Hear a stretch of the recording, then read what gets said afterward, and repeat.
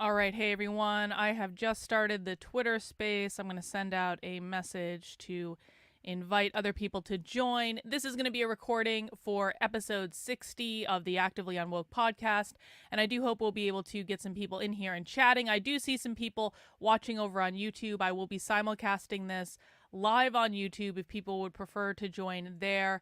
But I would love it if people would come and join and talk to me, or I will just rant and rave about all the things you need to know about the Marxist left in the United States that people like James Lindsay refuse to teach you. And let me just send out a note about this.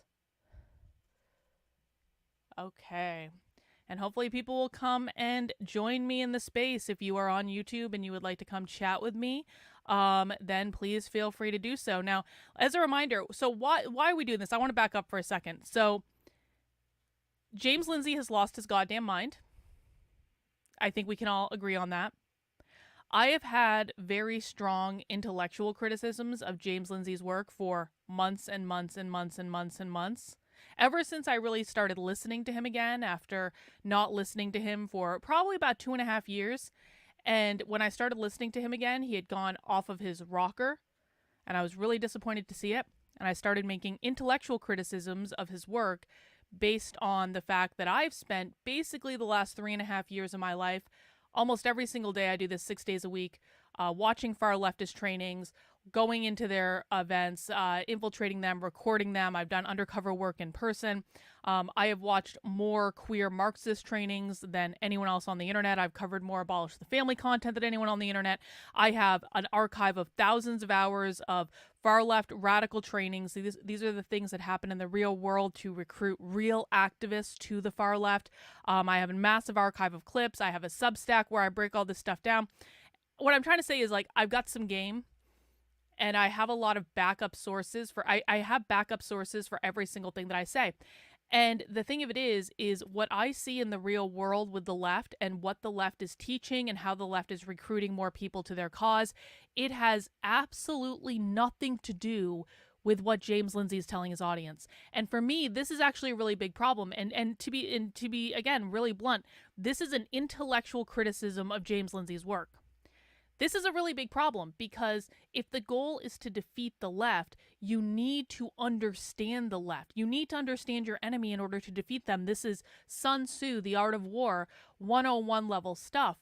And what I see happening is conservatives through organizations like Moms for Liberty, through organizations like Turning Point USA, through media outlets like the Daily Wire and the Blaze and Fox News and all of these things, they're being fed a very specific narrative about what the left is doing that is not hinged into reality. And one of the reasons they're being fed this narrative is because of James Lindsay.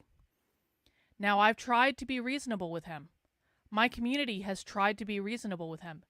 And in the past couple of days, and James Lindsay has been making character attacks on me for months. James Lindsay's been lying about me. He's been smearing me. He's been doing all this stuff. In the past couple days, James Lindsay has absolutely lost his mind. He literally just tweeted earlier today that the reason I'm making intellectual criticisms of his work is because I quote unquote want him.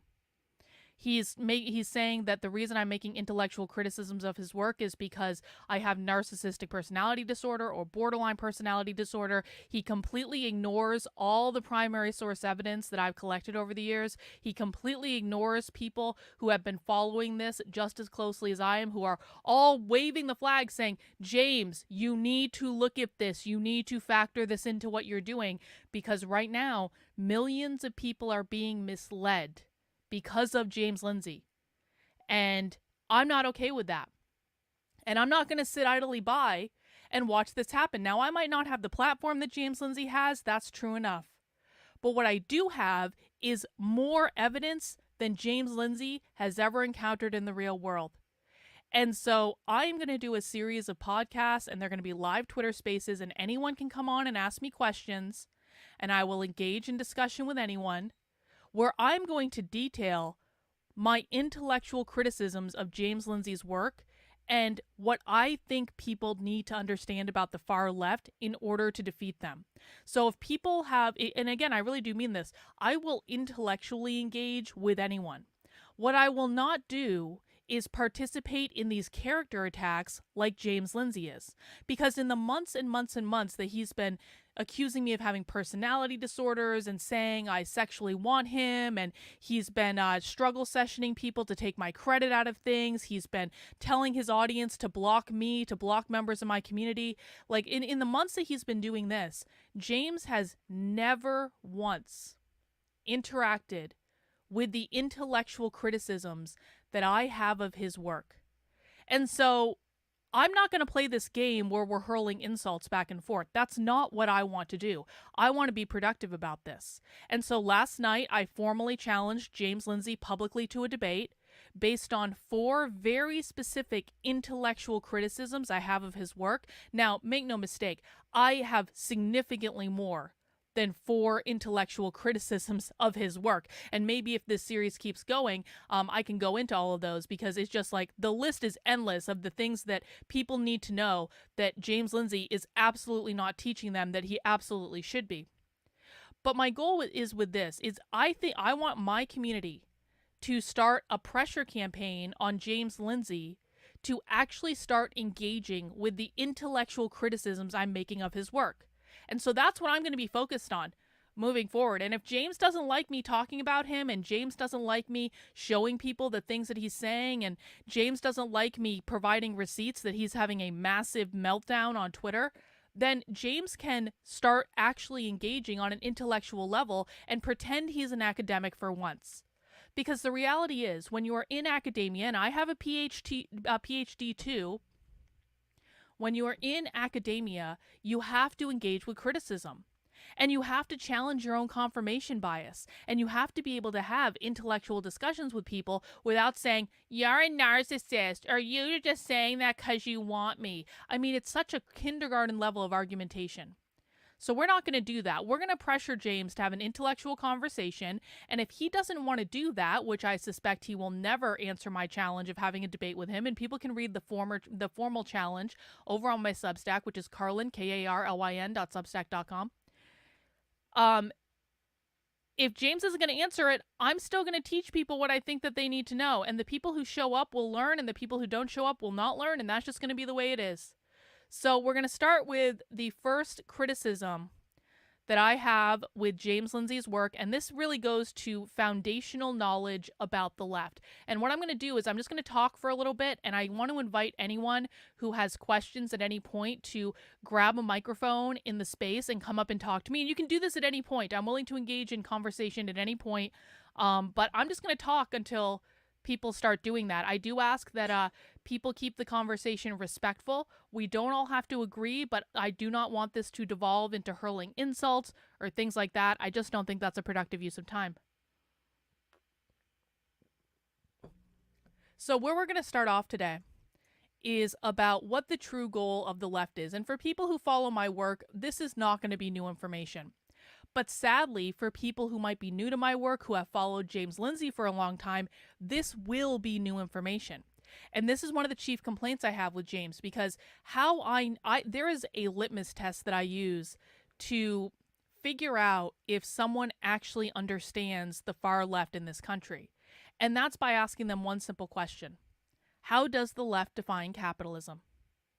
That's really all I need to ask to know if someone understands the far left in this country. Because what James Lindsay would say is, everyone knows that the left wants to abolish capitalism. That is a kindergarten level analysis. Okay, yeah, it's fair enough that everyone knows the left wants to abolish capitalism. But what does that actually mean? Can you actually define how the left defines capitalism? Now, I want to be very clear. In this discussion, I am not offering you an opinion on how the left defines capitalism. What I am telling you is what I have seen over and over and over and over and over again in far leftist trainings. So I'm not giving you what I think. I'm giving you the theme that has shown up again across different activists, across different organizations, across different trainings. I have all of this stuff on video. Every single thing I say, I can back up with receipts on video of real leftists telling this to other people. The definition that the far left has of capitalism is private property ownership. Okay, that seems simple enough, right? But then we have to dig into What does private property ownership mean? Because this is important. When the left says they want to abolish capitalism, what do they actually want to abolish? They want to abolish your ability to own a home. They want to abolish your ability to own land. They want to abolish your ability to own an apartment that you rent out as a landlord or have as an Airbnb.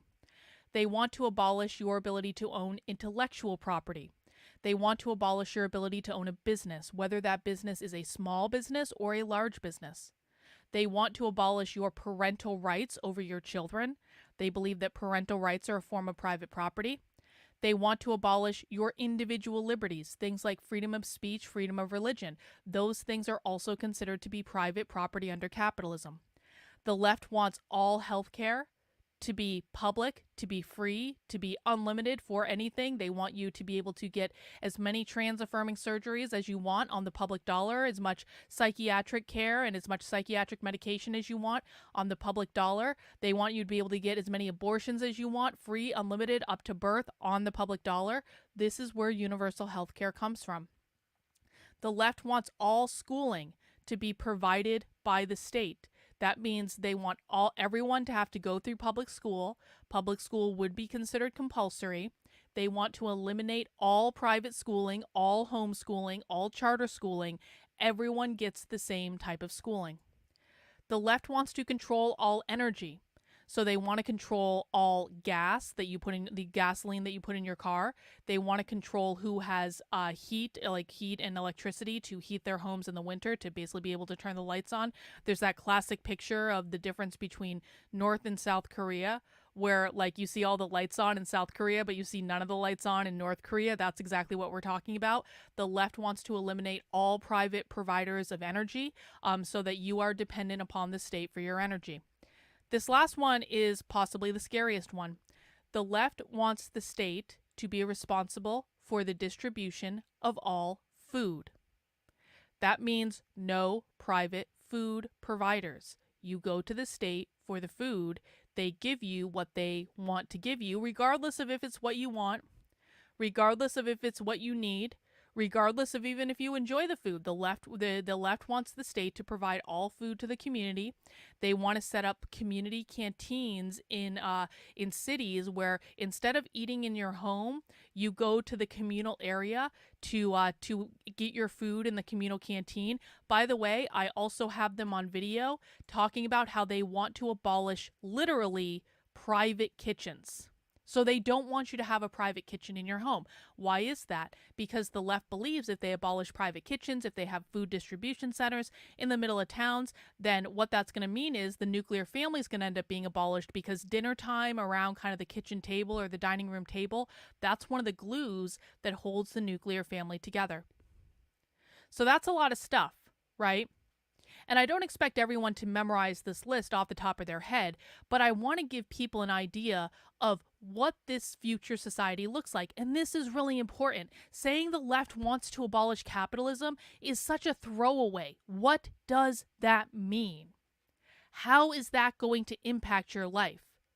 Every single thing that I just listed is currently showing up in the world today. It's showing up in what your kids are learning in public schools. It's showing up in leftist publications and leftist news outlets all over the country. We can spot how the left is making these attacks on all these different systems that uphold our society. But if you don't know how the left defines the term capitalism, and that everything the left is doing leads back to the abolition of capitalism, you're not going to be able to recognize these things when it shows up right in front of you. Let me talk a little bit more about some other aspects of this, because I just said that you need to be able to understand how everything the left is doing goes back to the abolition of capitalism, okay? So, for example, critical race theory, anti-racism, gender ideology, attacks on parental rights, all of this, and we'll get into some of these a little bit more in future podcasts, but all of this goes back to the abolition of capitalism. Environmental justice, like things like Greta Thunberg is doing, environmental activism, that goes back to the abolition of capitalism. Anything related to social justice, social inequality, it goes back to the abolition of capitalism. Abolish the police, defund the police. It all goes back to the abolition of capitalism. And again, I don't feel like I'm being too pedantic here, because a lot of even things like what's going on in Palestine, the whole idea of queers for Palestine has been this thing that has constantly been confusing to people on the conservative right. They see signs like queers for Palestine and they're like, what does queer people have to do with, being involved with Palestine? What does this have to do with anything? Well, if you understand that everything the left is doing goes back to abolishing capitalism, then you start to understand what queers for Palestine means. So let's just go through some of these and let's talk about them. So and I'll start with queers for Palestine. The whole idea behind queers for Palestine is that the left believes that everyone in the world who lives in what they call capitalist societies or under capitalist governments. In the United States, we live in a capitalist society. We live under a capitalist U.S. government. That's what they want to abolish. The left believes that everyone who lives under capitalism is inherently oppressed by capitalism. That capitalism only serves the very wealthy and it oppresses everyone else. They don't see capitalism as the avenue towards the American dream. All right? So when we're talking about queers for Palestine, there are a couple different factors that we need to talk about. So first we need to talk about queer, and then we need to talk about Palestine. Queer is a far-left political ideology that is designed to destabilize what they call normativity. Normativity is anything that upholds capitalism. It is a societal norm. It is what normal people do. Capitalism is the quote-unquote norm in the United States. Queer liberation, and this is according to the Mary Nardini Gang, who is a far-left queer anarcho-communist group. We read their seminal work last week, Towards the Queerest Insurrection. You can find the podcast on my Substack. The Mary Nardini Gang says, queer liberation necessitates the annihilation of capitalism. That's how they're defining it. Queers will only be liberated when capitalism is abolished, because they believe that capitalism is the thing that's oppressing them. Okay? So that takes care of queer. Let's talk about Palestine. The left is not anti-Semitic. Not in the way that the right likes to say that they are, because it's a very convenient argument for the right to say that, all of these kids protesting on college campuses, all of these pro-Palestinian protesters are really pro-Hamas, and they're doing that because they hate the Jews. Well, that's not actually true. In fact, the left doesn't actually care if people are Jewish. There are actually Jewish organizations on the left, by the way. Jewish Voices for Peace is a far leftist organization. They're one of the organizations that was involved in the campus protests. They've been actively protesting against what Israel's been doing for a long time. Jewish Voices for Peace, and also there were other rabbis too that were actually on the college encampments, and they were holding Shabbat dinner on the campuses. They were, hanging out with the students. So if the students were really as anti-Semitic as the conservative right likes to paint them, I don't think that would actually be happening, because they are in fact Jewish, But my point is this: so the left is not anti-Semitic. The left doesn't hate Jews. The left believes that Israel is representative of the settler colonists. Colonization or colonialization is code word for capitalism. What it means is taking indigenous land away from the indigenous people, stealing indigenous land, and privatizing it under the oppressive force of capitalism. Decolonization, which is what they believe the Palestinians are doing, is taking the colonized land back. So if capitalism is defined as private property ownership, we've already talked about that, and private property ownership includes the land, like you not being able to buy land, what the left believes is that indigenous people didn't quote unquote own the land that they were on. They were instead caretakers of the land that they're on. When the evil capitalists, who are the settler colonists, Israel in this case, came in, they had to steal the land that was under the caretaking of the indigenous people and privatize it under the oppressive force of capitalism. This is where land blessings come from. Land blessings are literally mourning the loss of the land. That's why they say we are on the land of the yada yada yada tribe in South Dakota or whatever before they do an event or something. because they're acknowledging these are the original caretakers of the land, and when this land is quote unquote decolonized, these people will take it back from the evil capitalist oppressors. So the Israel-Palestine conflict for the left is not about Jew versus Arab. They don't care about any of that. It's about capitalist settler colonist oppressors versus the Palestinians who are trying to decolonize the land. In fact, this is like the left's glorious revolution. The left has never, basically all the left talks about these days is Palestine. It's actually crazy. The left used to talk about a variety of topics before October 7th. They would talk about all this queer stuff, all this gender stuff, all this abolish the family stuff. They do tenant rights things. They used to do a lot more in education. It's actually funny. The Palestinian conflict has really tampered down educational activism on the left, which I suppose is a good thing, but it's also like everything has become about Palestine on the left. And the reason that everything has become about Palestine on the left is the Palestinians, because they're trying to decolonize the land from Israel, are engaging in the glorious uprising that the left wants to see against capitalism, and they want to see this everywhere. So let's go back to that phrase, queers for Palestine. Queer means the annihilation of capitalism. The Palestinians are fighting back against the evil capitalist oppressors.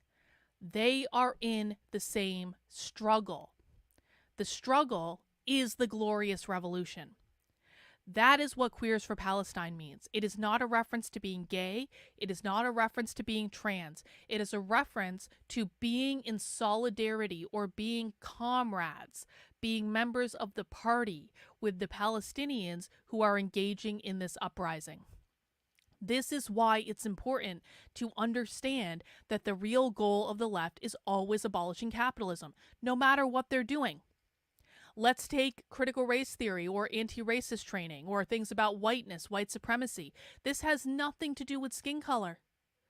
Now, you can always point out kind of onesies and twosies on the left, where you'll find a crazy person that posts a TikTok video calling for the death of white people. I'm not saying these things don't happen, but what people need to understand is when you're doing qualitative analysis, which is what I'm doing here, I'm listening to a lot of qualitative data and I'm looking for themes in that qualitative data. When you are doing qualitative analysis, you're not looking for the anomalies that make the best clickbait content on the internet. You're looking for the themes that show up over and over and over and over and over and over and over again consistently. And so when it comes to this whole, the left hates white people and that's what critical race theory is and they're discriminating against white people, that's not what they're doing. That is a conservative right-wing interpretation of what's going on based on clickbait outrage content that's been posted on the internet that is not hinged into reality with what the left is actually teaching. Let me explain again. How does this all relate back to abolishing capitalism? Because the left believes that capitalism, which again is defined as private property ownership, created the institution of slavery in the United States. What slavery means is owning people as private property. So slavery is not about like race necessarily, although that's where whiteness and blackness come from. It's like the white people were the bourgeois, black people were the owned private property. It is fundamentally about private property ownership.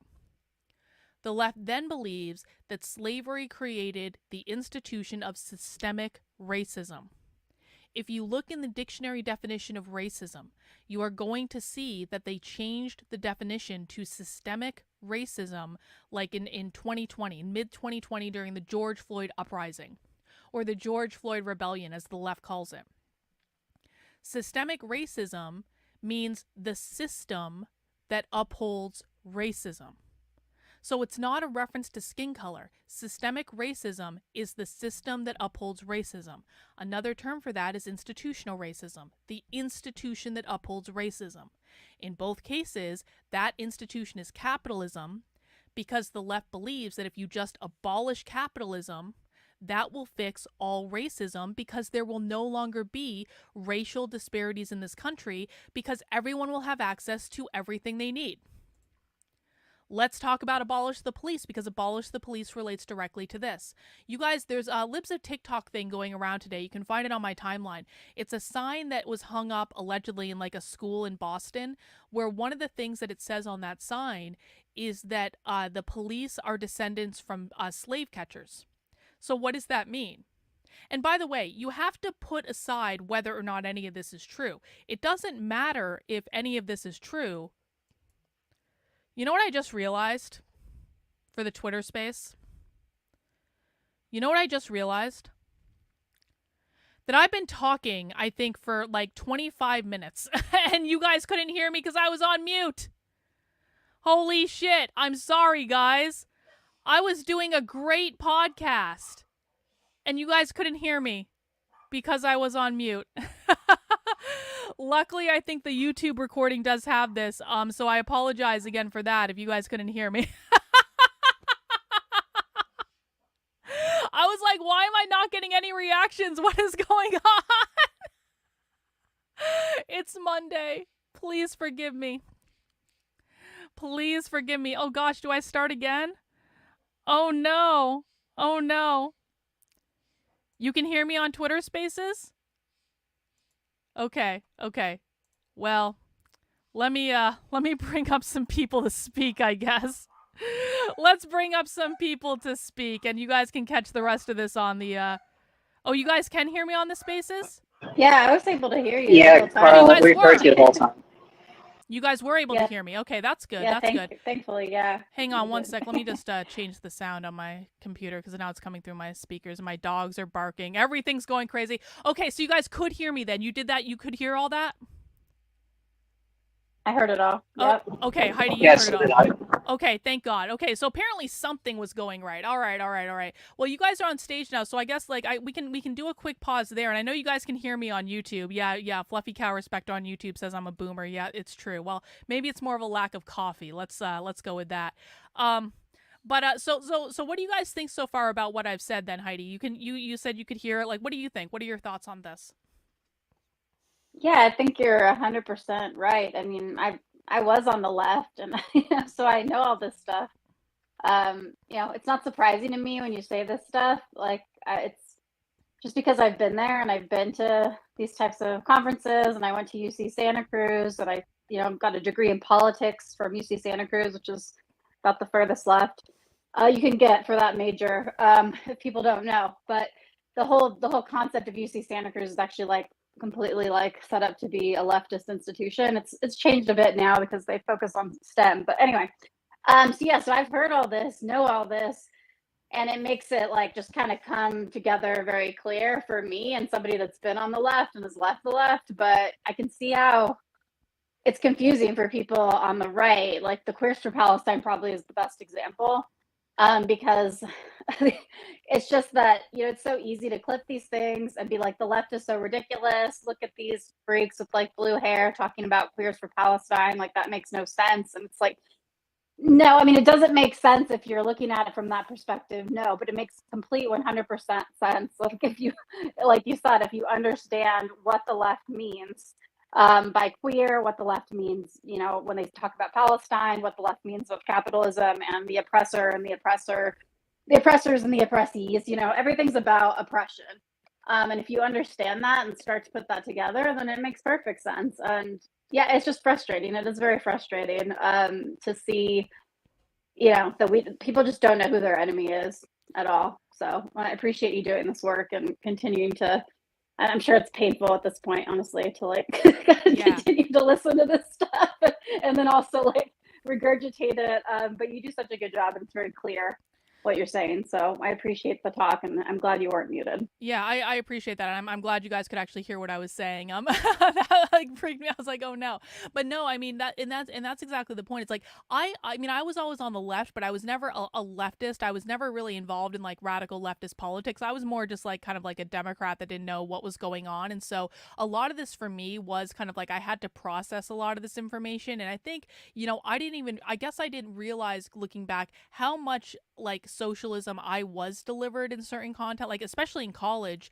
Like when I remember very distinctly being in an international relations class that was taught by Billy Corgan's uncle of all people, Billy Corgan of the Smashing Pumpkins, and like he had a whole class about how communism is the highest evolution of society and all this stuff, and I kind of brushed it off at the time and didn't really think of it, but it was definitely stuff I was exposed to. But I do think that when you grow up in a conservative household, from what I've understood and gathered, or even like other political ideologies that aren't leftist, you really don't understand this stuff. And I think that it just needs to be explained in a way that is very simple and clear for people, because once you lay it out that simply, people do start to see it.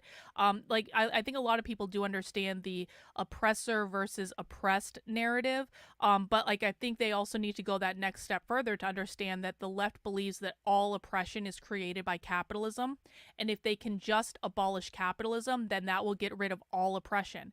And so that's the thing that's not, I think, clear. And the reason again that I think this is important to understand is capitalism for the left is not just an economic system. Capitalism is everything. Capitalism is America. That is what the American dream is. When they're saying capitalism, they're referring to the capitalist US government. They want to abolish our entire government. They want to abolish the Constitution. They want to abolish the court system. They want to abolish the police. That was just the one that I was going to get into, which we can still talk about if you guys want to. I can maybe still go there after I hear what Nick has to say.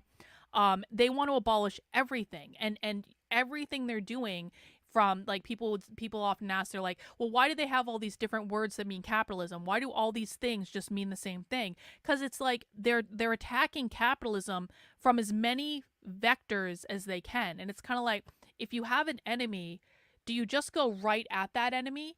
Or do you try to surround them and attack that enemy from the top, the side, diagonal, below? Like, do you try to attack that enemy from as many angles as possible? Well, if you have the ability to do so, you attack that enemy from as many angles as possible. And that is explicitly what the left is doing with all this language that all references back to capitalism. And people need to know that, because this is important. This is the country. Nick, what do you have to say about all this? I was just trying to chime in to like look around. We can hear you, but since I'm on spot now, but you mentioned whiteness and blackness. I also will point out they are using the term anti-blackness. I've only heard it with black people, so you can correct me if you heard it other places. But the context that I heard it in was like anti-blackness means basically you're against socialism.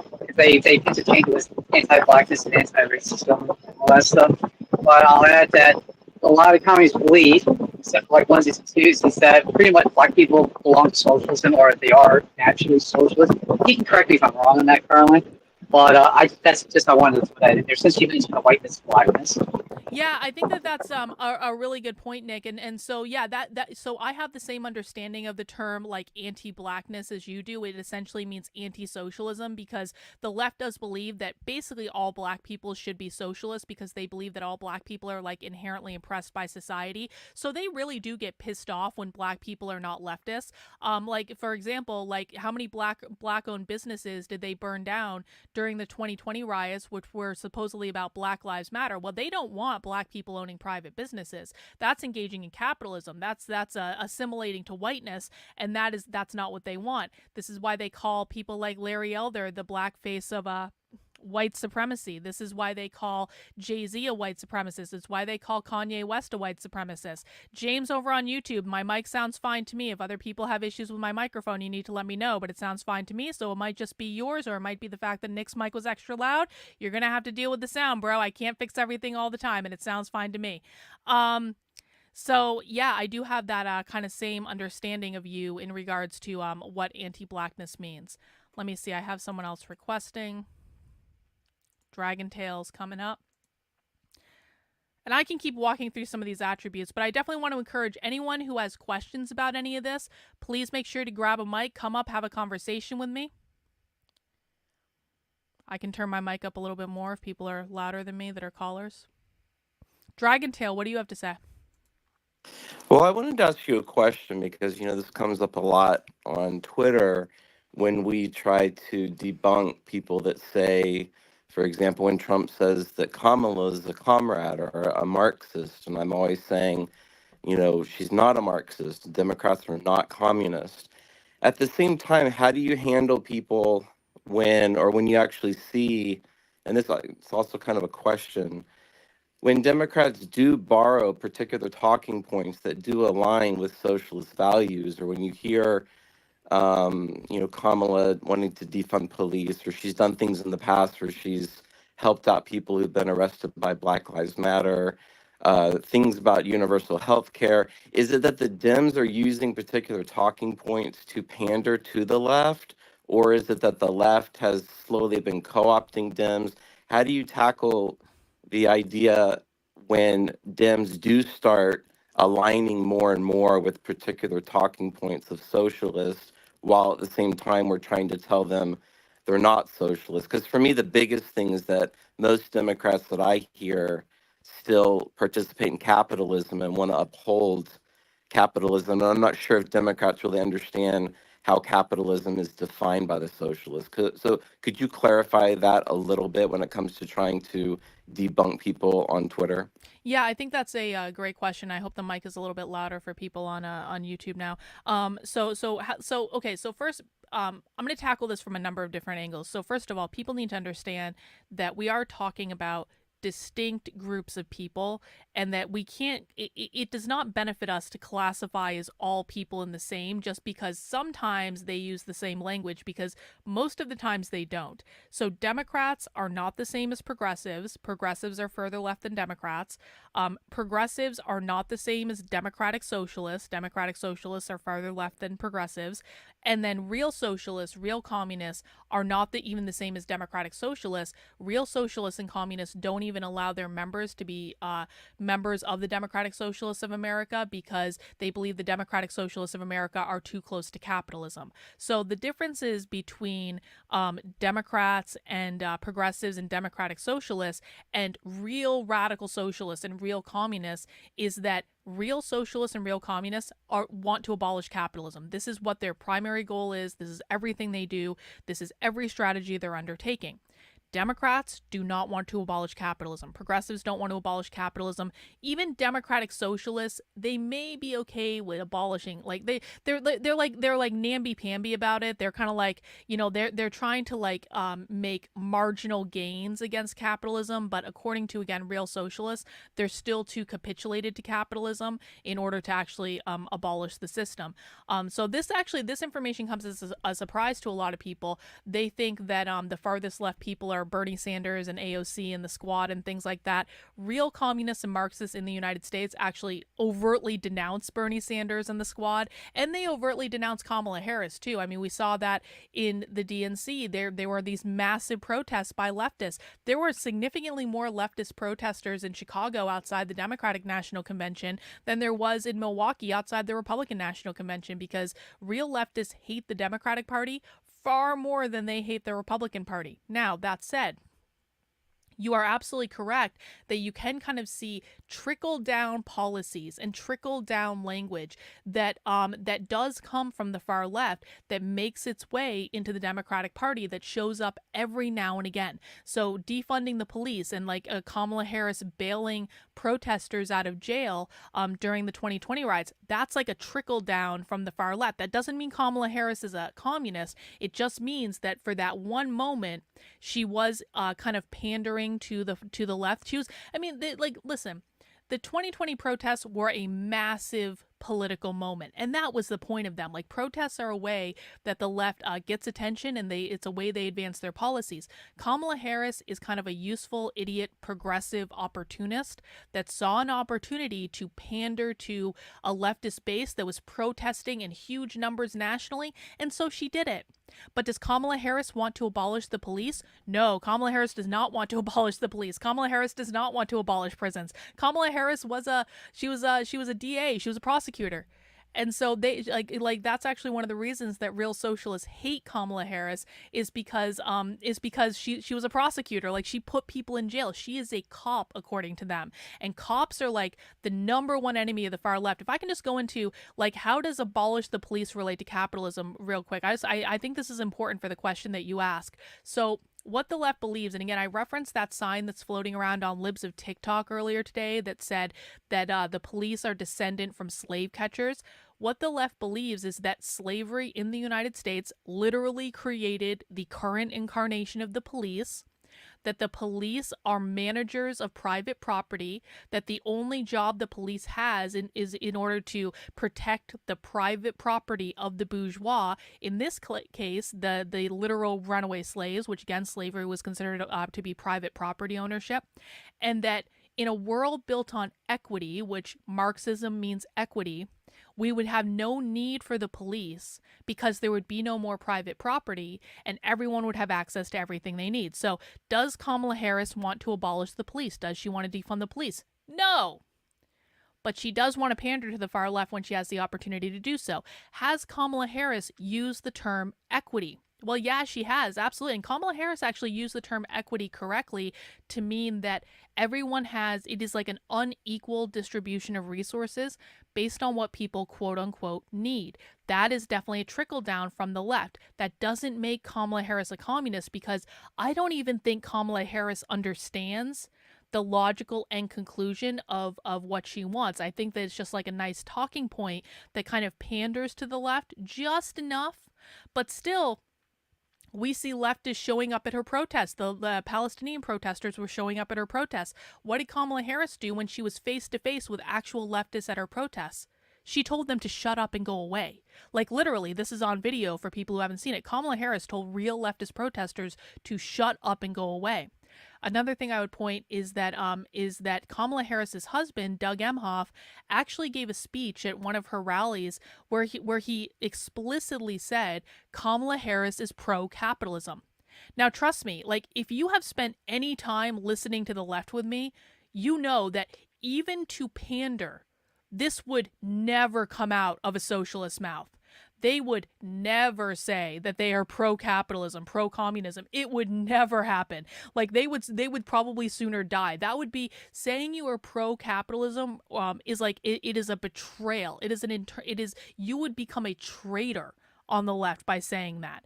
And so we have to kind of take it like how I think about it with Kamala Harris and with all these kind of like, progressive and democratic politicians, is politicians are going to do what they need to do in order to survive in office, because that's how they make all their money. That's how they have all their power. They do pander to the left, and there are trickle down things that happen with the left, which is part of what makes the left so dangerous, is they integrate into, to be honest, Kamala Harris probably has socialists working for her.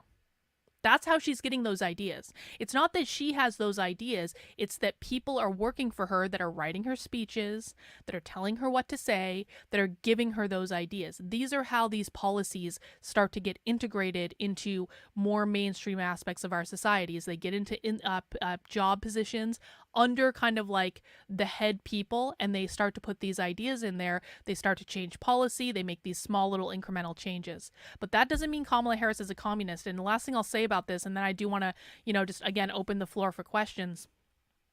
It is so important that we understand this, because when hugely influential people like James Lindsay, like Elon Musk, like Donald Trump, like every other person who's been doing this, when they say over and over and over and over and over again, Kamala Harris is a communist, Kamala Harris is a communist, Kamala Harris is a communist, Kamala Harris is a communist, what that means is the real communists, the real far left, the ones that are working in all your kids' schools, the ones that are in positions of institutional power in the federal government, the ones that are in the military, the ones that are in the news media, the ones that are in entertainment, all of the real far leftists in our society are operating completely unopposed, because everyone is looking at Kamala Harris and believing that she represents the left, when again, anyone who has watched socialism with me knows that what real socialists do is so much more dangerous than anything Kamala Harris is even talking about.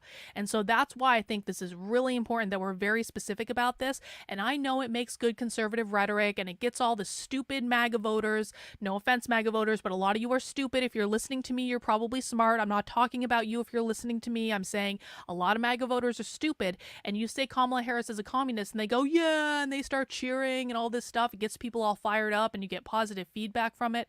But that you're basically signing your own death warrant when you say this. And I hope people really mean that, because when you allow the left to operate completely unopposed, like this is like like Republicans running around and conservatives running around saying Kamala Harris is a communist is like a wet dream for socialists and communists. This is their fantasy. This is allowing them to do everything they want to do without having anyone opposing them at all. And communists and socialists love it when you don't know what they're doing, when they're operating completely under the radar. This is how they have effectively taken over every institution in our society. I want to bring up Neuro Nerd, who just requested to speak, and we'll let him connect. Heidi, do you have something to say to that? Yeah, I just had a question. I mean, in your opinion, brother, and I mean, I kind of already know the answer to this, maybe, but I still want to hear you say it. If the left, if the actual left is currently unopposed, who actually is the real opposition to the left, and who actually can take that on? I mean, and I kind of agree. I mean, I think most Democrat and Republican voters are both pretty, average intelligence and aren't really, prepared to understand what's going on with the left. So who actually would be their enemy? Because, I mean, when I was on the left, it was like, you don't really know like what the enemy was. I mean, you would say like conservatives maybe, or Republicans, or you call everybody fascist, but there wasn't really a clear enemy. The enemy becomes clear once there's like a revolution and there's a counter revolutionaries.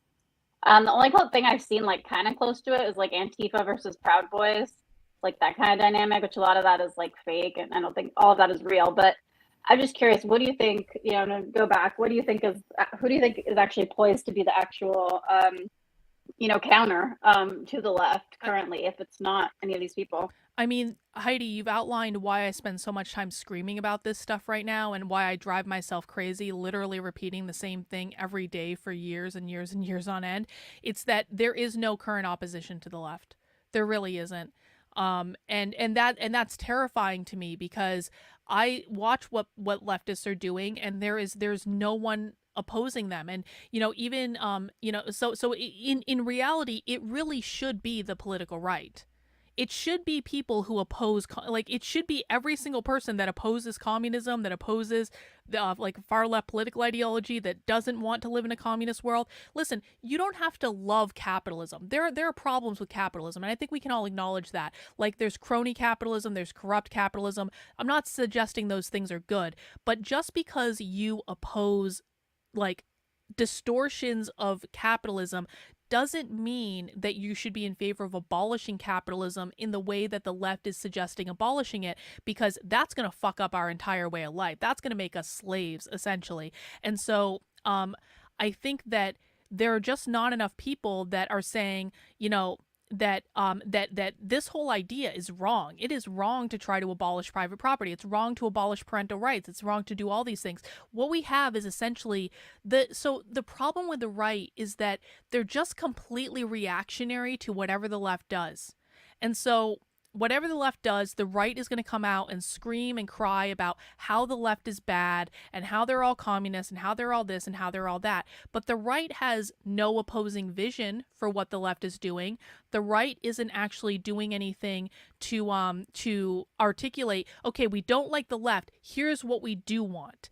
Or we don't like the left, and here's what we need to do to, build a society that's going to be better for people, and stuff like that. And so it's really mind-boggling to watch, because a lot of people are screaming on Twitter, and a lot of people are making a lot of money sharing content that claims to expose the left, but none of them are actually opposing the left in any real way. Even you get down to things like this campaign that Moms for Liberty has of getting people elected to school boards. Like, even things like that, because they do not understand how the system works, is a fundamentally flawed thing, because in 48 out of 50 states in this country, school boards do not dictate curriculum. It's just fact. They don't dictate curriculum. And so, so you get a whole bunch of people elected to school boards, so what? The teachers are still the ones that are dictating the curriculum, and when that classroom door closes, the teachers are going to teach whatever the flip they want, and there's nothing really that the school board can do about it. And so that's part of why I spend so much time saying that people need to go back to basics and they need to learn what the left is actually doing, because there's so much misinformation on the right and there's so much of a propensity to engage in just like outrage porn and fear mongering and stuff like that.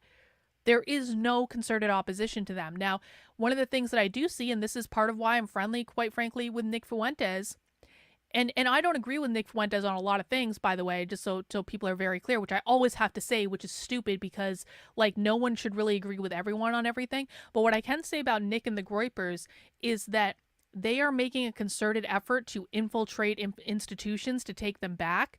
They are actually highly strategic and highly pragmatic in how they're going about things. They might be outlandish on Twitter and they might be a pain in the ass on Twitter, but Nick does have a long-term vision for this country. And Nick has, I think, what is probably the most strategic plan that I've heard of insofar as what I've heard him say on his show, to design to, over the long term, kind of regain control of things. Now, will it work? I have no idea.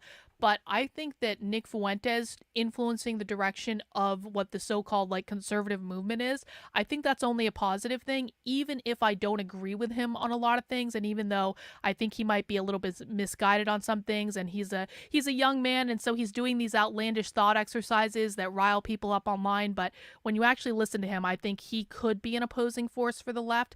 And so that's one of the reasons that I'm friendly with him and the Groypers. Does that make sense, Heidi? What do you think? Yeah, no, it does make a lot of sense. I mean, it's frustrating. I mean, in some ways, I actually think Democrats combat the far left better than the right does sometimes. I mean, what do you think about that thought? Well, because like pro-capitalist Democrats would say like a moderate Democrat. Yeah, I mean, I think that that's true, because I think that again, like I say, like socialists hate the Democrats way more than they hate the conservatives. They complain about the Democrats all the time in like every presentation they do. And it's like they actually did a couple, like I've seen actually 2 different leftist presentations in the past couple weeks called the lesser of 2 evilisms, where they're basically saying, F Kamala Harris, we're not going to vote for the lesser of 2 evils. These people all suck. We hate her. And so I think that the Democrats actually do, in some respects, stand in the way of the far left far more than conservatives do. You're right about that. Right. Yeah. Thank you. Well, thank you. Appreciate that. Hey, thank you. Hey, I want to welcome Neuro Nerd up to the stage. Neuro Nerd, what do you have to say? Sorry, I'm just finishing something up right now. I'll come back and speak. All right, that sounds good. Guys, if you just got here, I'm actually recording an episode of my Actively Unwoke podcast right now. You can find the podcast at carlin.substack.com. You can also download it on Apple Podcasts and also Spotify as well. And if you guys appreciate what I'm doing, I hope you'll consider supporting my work over on the Substack. You can sign up for a membership over there. I'm doing a series of podcasts that are basically explaining my intellectual criticisms of James Lindsay and his work. That's what we're doing here today, because James Lindsay has been making all these wild character attacks against me, and I'm not going to engage in character attacks. I'm not going to fling slurs around like he is. He actually tweeted about me this morning saying that the only reason I'm making intellectual criticisms of his work is because I quote unquote want him, which was a new one for me. But what I'm doing is a series of spaces to lay out what I think people need to understand about the far left, how it shows up in our world, what they need to understand about cultural Marxism in the United States. For those of you who might be new to me, this is because I've spent the last 3.5 years listening to literally thousands of hours of far left training. I do this publicly on my YouTube and Rumble channels. You're welcome to follow along. I want to go over to Nick. Nick, I see you raised your hand. Do you have something to contribute? Yeah, I'll just add on to what Heidi said about the Democrats are the biggest threat to the communists, besides capitalism, which is the number one evil. They consider the evil of all veins. But if you looked at like between the protests of the DNC and the RNC, they had like maybe a couple thousand at the RNC. They didn't seem really enthused. They're just there like, yeah, we're protesting. At least that's my impression of it. But when we went to their private chats that you infiltrated, they were fucking psyched for the DNC too, and they had like 50,000 plus. Granted, it was in Chicago, which is like one of their home turf and all that, but they were like, yeah, we're going to do this. Quite honestly, I thought at one point, a riot was going to break out for a second there, but then they kind of like, no, we're going to tame it down just a little bit, not enough to get us arrested. So I think some of them were open to get arrested, but yeah, they hate the Democrats, and they don't really care about the conservatives. They're like, yeah, we don't care because they confused us with the Democrats, and we're okay with that. Yeah, thanks for that, Nick. I appreciate that. I want to address something that I'm simulcasting this on my YouTube channel right now. There's someone over on my YouTube channel called Meow Rar, Rar Growl who says the queer activists don't have kids, and even for those that do, usually abandon or abort them. I need to address this. This is completely false, guys. This is just completely false. Like, and this is again, this is a conservative interpretation of the left that is based on bullshit, that's based on outrage porn, that's based on clickbait. We watch queer activists on my channel all the time, and a lot of them have kids. The fact of the matter is that a lot of socialists are second and third generation socialists that are born of socialists who teach them how to be socialists. I actually have, and I need to put this on my Substack. I've been kind of dragging my feet on this for a while. I actually have the documents that outline an entire socialist childcare program that I got from the Socialism 2023 conference when I went undercover at it, where basically not only do socialists and queer activists have kids, they have entire childcare programs that are set up to indoctrinate those kids to be future socialists. They set up the childcare programs at their meetings. They play socialist games with the kids. They actually have different socialist versions of games like Monopoly. Like Monopoly is all about capitalism, right? Monopoly is about competition, and socialists don't like competition, and they certainly don't like capitalism. So they actually created their own version of Monopoly. I think it's called Communopoly, where it's all about teaching kids how to share resources and be part of the collective and things like that. So no, this is fundamentally untrue. And the thing of it is and the reason I'm specifically bringing this up is because and Tim Pool is like one of the kings of doing this too. I won't just pick on James Lindsay. I'll pick on Tim Pool as well, because Tim Pool is also massively uninforming his audience about what's going on. Tim Pool, I've heard people tell me, he says that, leftists are just going to abort all their kids, and so there won't be any leftists, and so they're just aborting their political ideology. First of all, no, they're not. Secondly, just because they're fighting for reproductive justice, that's what they call abortion, that doesn't mean that all leftists are aborting their kids. But more importantly, the left owns the public schools. So even if they were aborting all their kids, they're taking yours, and you're not doing anything about it. So can we please, and I really do understand that conservatives love owning the libs more than they love anything in this world. The conservatives love owning the libs more than they actually love the United States of America. I'm actually convinced of that, because every time conservatives do this kind of like bullshit thing where they're owning the libs, what they're doing is they're just spreading like bullshit talking points about the left that aren't grounded into reality at all, but it makes conservatives feel morally superior, and that's really all they're looking for. And in the meantime, the left just keeps winning. The left just keeps taking things over. The left just keeps making progress. What is really accomplished with these owning the lib talking points that are completely unhinged from reality? So I understand, Meow Rar Growl, that you probably were told that by someone that you trust to inform you, but the fact is, and again, this is part of my issue with the right, is that a lot of influencers, it's not just James Lindsay, it's not just Tim Pool, a lot of influencers are completely misinforming their audiences about what the left is doing, and that's not their audience's fault. If this is the first time that you've heard any of these ideas that I'm articulating because you've been listening to the wrong people, that's not your fault, okay? That's their fault. That's their fault for not taking the time to understand what they are saying, to not understand what they're teaching people, and to, quite frankly, not even have any desire to adhere to the truth or what's going on. But once you understand that these people have been lying to you about what the left is, you've got to stop listening to them. People ask me all the time, they're like, what can we do to fight back against the left? Can you give us something to do? Okay, we've accepted that our influencers are lying to us. What does that mean? What can we do to fight back? What you need to do, and this is what a lot of people don't want to do, but this is absolutely required if you want to win. What you need to do is unlearn everything you think you know about the left. And you need to start again from scratch. And I'll help you do that. And I know that this is what you need to do because I had to do the same thing. Members of my community had to do the same thing.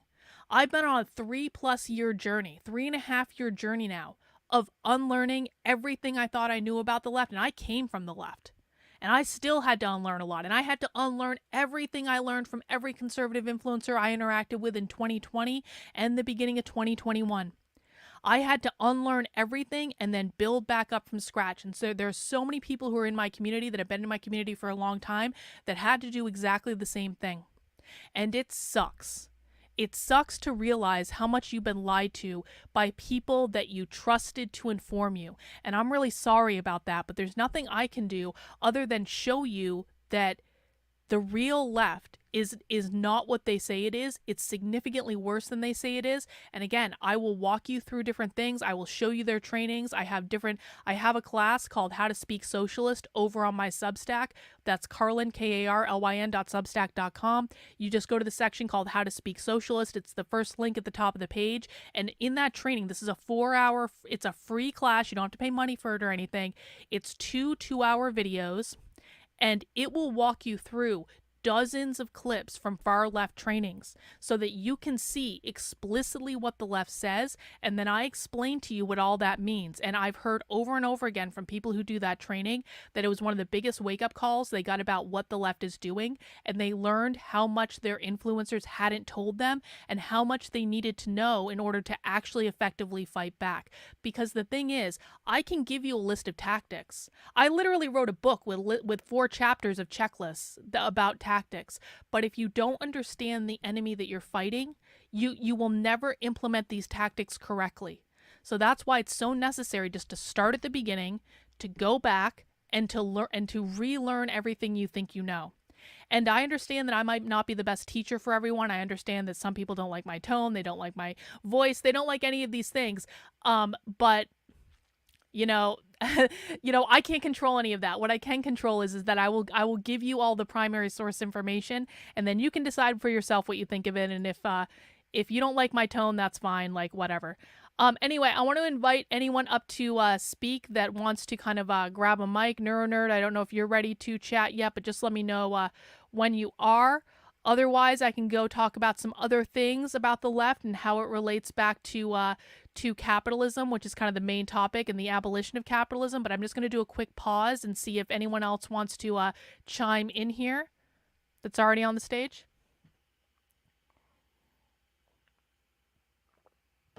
No, I think we can go on. Okay. So I'm going to keep going. So I have a couple more things I want to talk about. So for people who may have joined late, we are talking about how the primary goal of the left is to abolish capitalism. And I'm showing you how there are, like, everything the left does relates back to the primary goal of abolishing capitalism. Again, capitalism is defined as private property ownership. We've already talked about what that means. If you joined late, you're going to have to wait for the replay. I apologize. If you have questions at any point, please feel free to grab a mic, come up to the stage and talk to me. I would love to have a conversation. Let's talk about gender ideology. So gender ideology goes under a variety of names on the left. You might know it as queer theory. You might know it as queer Marxism. This is about, like, quote unquote transing kids, although it's not really about transing kids. So what does gender have to do? This also relates back to Drag Queen Story Hour and things like that. So what does gender have to do with abolishing capitalism, which is private property ownership? So what the left believes is that capitalism created the gender binary. The gender binary is men and women. That's what the binary is. Capitalism created that by putting men in the workplace where they got all the money and they had access to all the power, while women stayed in the home doing the unpaid labor of raising the nuclear family. So that created a hierarchy between men and women. That hierarchy is also known as the patriarchy. The left believes that the primary goal of gender ideology is not actually to trans anything. It's not to get people, whether they're kids or not, to transition from man to woman or woman to man, because that still upholds the thing that creates a hierarchy or the patriarchy between men and women. Okay? What the left actually wants to do is abolish the gender binary entirely. Because abolishing the gender binary entirely would get rid of the thing that creates oppression in the first place. They would get rid of the thing that creates the hierarchy. And that is always what the left is trying to do. They're trying to get rid of all the hierarchies because hierarchies inherently create oppression. So, abolishing the gender binary is the way that they want to achieve what they call gender equity. That is the primary goal of queer theory. That is also, by the way, the primary goal of things like Drag Queen Story Hour. Drag Queen Story Hour is not about sexualizing children. I'm not saying that child sexualization never happens, but people need to understand that it's a very, very, very, very, very, very, very small sliver of the overall problem of what the left is doing with gender. And I'm not saying you shouldn't pay attention to it. I'm not saying it's a good thing. I'm not saying that you shouldn't help kids when they're in that sort of situation. Not saying any of that. But right now, what's going on the right is that everyone thinks that gender ideology is about sexualizing kids. And the fact of the matter is, it's just not. And so the real goal is to abolish the gender binary entirely. Drag Queen Story Hour is about teaching kids that changing your gender is as easy as changing your outfit. It's if you put on a sparkly dress, you are suddenly a girl. That's what that's about. It's not about sexualizing them. It's about teaching them that gender isn't a real thing, that it's a social construct, that it is fluid, that you can easily change it by putting on a dress or putting on a suit and tie or things like that. That's what they're trying to do. They are trying to create a population that considers themselves to be outside the gender binary. This is why they're teaching this to kids in school. Because if they can teach this to kids in school by the time they're 8 years old, which they are teaching it that young, then that's going to cement in those kids' brain. It's going to be there for the rest of their life.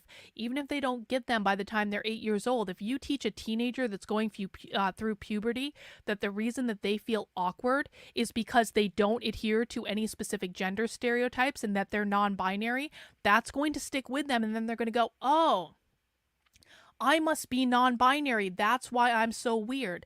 Everyone feels weird in puberty. The left takes advantage of that. They specifically target autistic children. I've done a lot of work exposing different autistic sex ed trainings. You can find that on my YouTube channel. You can find it on my Substack, where they're teaching kids essentially that gender does not exist. So the term non-binary literally means no binary. When you hear someone using they, them pronouns, or even she, they pronouns, or he, they pronouns, what they're telling you is that they are outside of the gender binary. They are not adhering to that. And that is the goal of the far left, is to create an entire population of non-binary people. Now, one more thing on this. And we're not going to do a deep dive into reproductive justice. Again, reproductive justice is what the left calls abortion. We're not going to do a deep dive in this, but what I will tell you is that the reason that the left loves abortion so much is because abortion liberates women from being in the gender binary, because what they believe is, again, the gender binary puts women in the home doing the unpaid labor of raising the nuclear family. They also consider the nuclear family to be the next generation of proletarian workers. And so if they have abortion, then they are liberated from the gender binary because they don't have to have kids. That is part of the reason they're doing that, because attacking the nuclear family is the next thing that the left wants to do. And that's the last thing I'll talk about today, is specifically how does abolishing the nuclear family relate back to capitalism? Let me take a sip of my coffee real quick.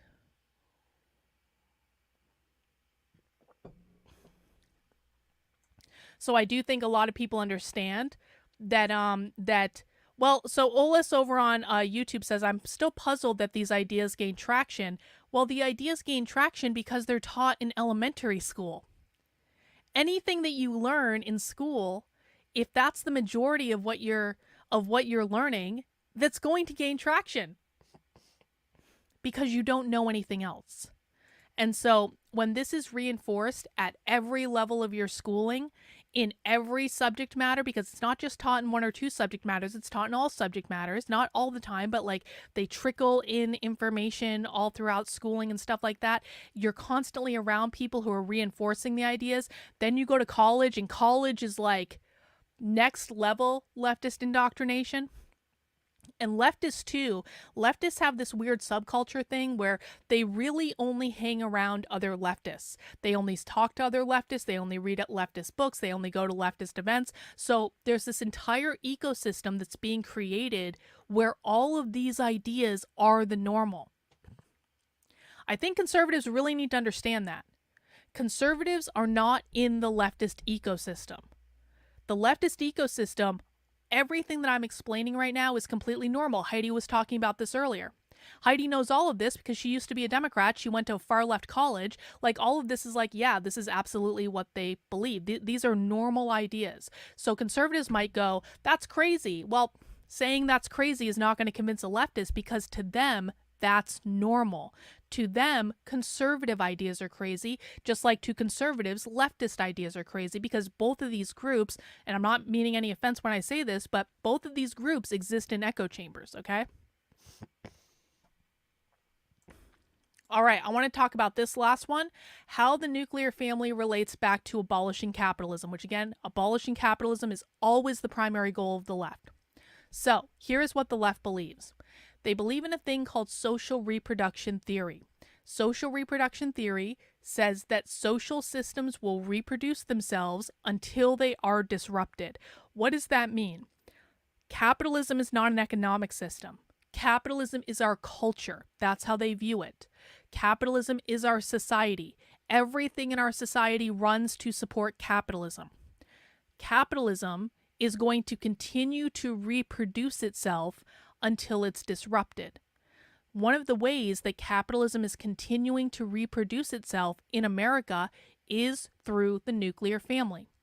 Because when you have children and you raise them to have capitalist values in the United States, that inherently reproduces capitalism because they don't know anything differently. So, in order to abolish capitalism, then, the left needs to abolish the nuclear family because they believe that the nuclear family is literally reproducing capitalism. They believe that children are the future oppressed workers in our society. They believe that children, because of parental rights, are considered to be the private property of their parents. They liken it to slavery. You know how we talked about slavery earlier is basically a private property argument, that people were owned as private property. Socialists believe, and by the way, I use the term socialist, communist, and Marxist pretty interchangeably because the left uses them interchangeably. There are nuances, but we don't care about those right now. Socialists believe that parental rights mean that parents own their children as private property, just like slave owners own slaves. And so that's why you're seeing all these attacks on parental rights happen, because they are trying to, quote unquote, liberate children from the ownership of their parents. And they're doing this specifically with the intent of disrupting the nuclear family, because the nuclear family is the means of reproduction of capitalism. They're doing other things to try to disrupt the nuclear family too. They're doing polyamory. Teaching about queer in schools. Queer theory and gender ideology is intimately linked to the disruption of the nuclear family. If you abolish the gender binary, like we talked about earlier, that is inherently going to lead to the abolition of the nuclear family, because you're going to have to create all these families of choice and things like that. That's maybe something we can get into in a future podcast, but that is how abolishing the nuclear family relates back to the primary goal of abolishing capitalism. And I could go on and on and on. I could talk about how universal healthcare is all about abolishing capitalism, because they believe that capitalism, and which is the privatization of healthcare, is causing disparities in health coverage, and so they believe that they can fix that by abolishing capitalism entirely. Environmental justice is all about capitalism, because they believe that capitalism is the thing that is creating the environmental crisis. Capitalism incentivizes businesses to destroy the environment, essentially. And so if we just abolish capitalism, we will achieve environmental justice. Everything the left doing it goes back to this one goal. And so if you understand this, this is your key to the kingdom to understanding the left. And that's really all I have, guys. I've been talking for a while now. I just want to do one last call. If anyone wants to come up and ask questions or give your point of view, I definitely want to allow people to do that. If people have questions on YouTube, I just want to make a quick pause and see if people have questions there. And if not, we'll wrap up. But does anyone who's a speaker on the space right now, do any of you guys have anything else to say? Yeah, I'll just touch back real quick about the language. Sorry, I should have said this earlier. For everybody here, if you don't know a language, if you learn their language, you learn it, you can point it out, you can break it down. That scares the shit out of communists. I've had so many communists who try playing off that they're not communists, to use the language, and I point it out and I broke it down. They were real quick to end the conversation and block my ass because they don't want no one else realizing that people understand language, and they will run like crazy. if you figure out their language. All right, Nick, thank you for that. I appreciate that. Dragon, Taylor, Heidi, do you guys have anything else? And if you don't, that's cool. Heidi? You know, I did on your last point, and now I can't remember it. I think I took a note. Like before you did your last point, I had something that I thought of, and now I'm like, But no, I mean, awesome talk. I mean, I guess I would just say, as you know, somebody that has been on the left, you know, the points that you're making are super clear. I mean, it's exactly what they think. And, oh, that's what it is. It was the normal thing. Okay, so from a leftist perspective, yes, like the entire world, or at least like, I mean, yeah, almost the entire world is set up incorrectly to them, you know? And so that's the framework that they're looking at. So that everything that, you know, is in capitalism and just normal society, that's wrong. Like that's wrong. And that's where all our problems stem from, you know? And so their thoughts are normal. Like actually, no, we need communism. We need the government to take care of us. We need all this stuff and it'll fix everything. Like all your stress, all your worries, like every problem that you have in society, like that actually will fix it. And the whole thing is the system is completely set up wrong.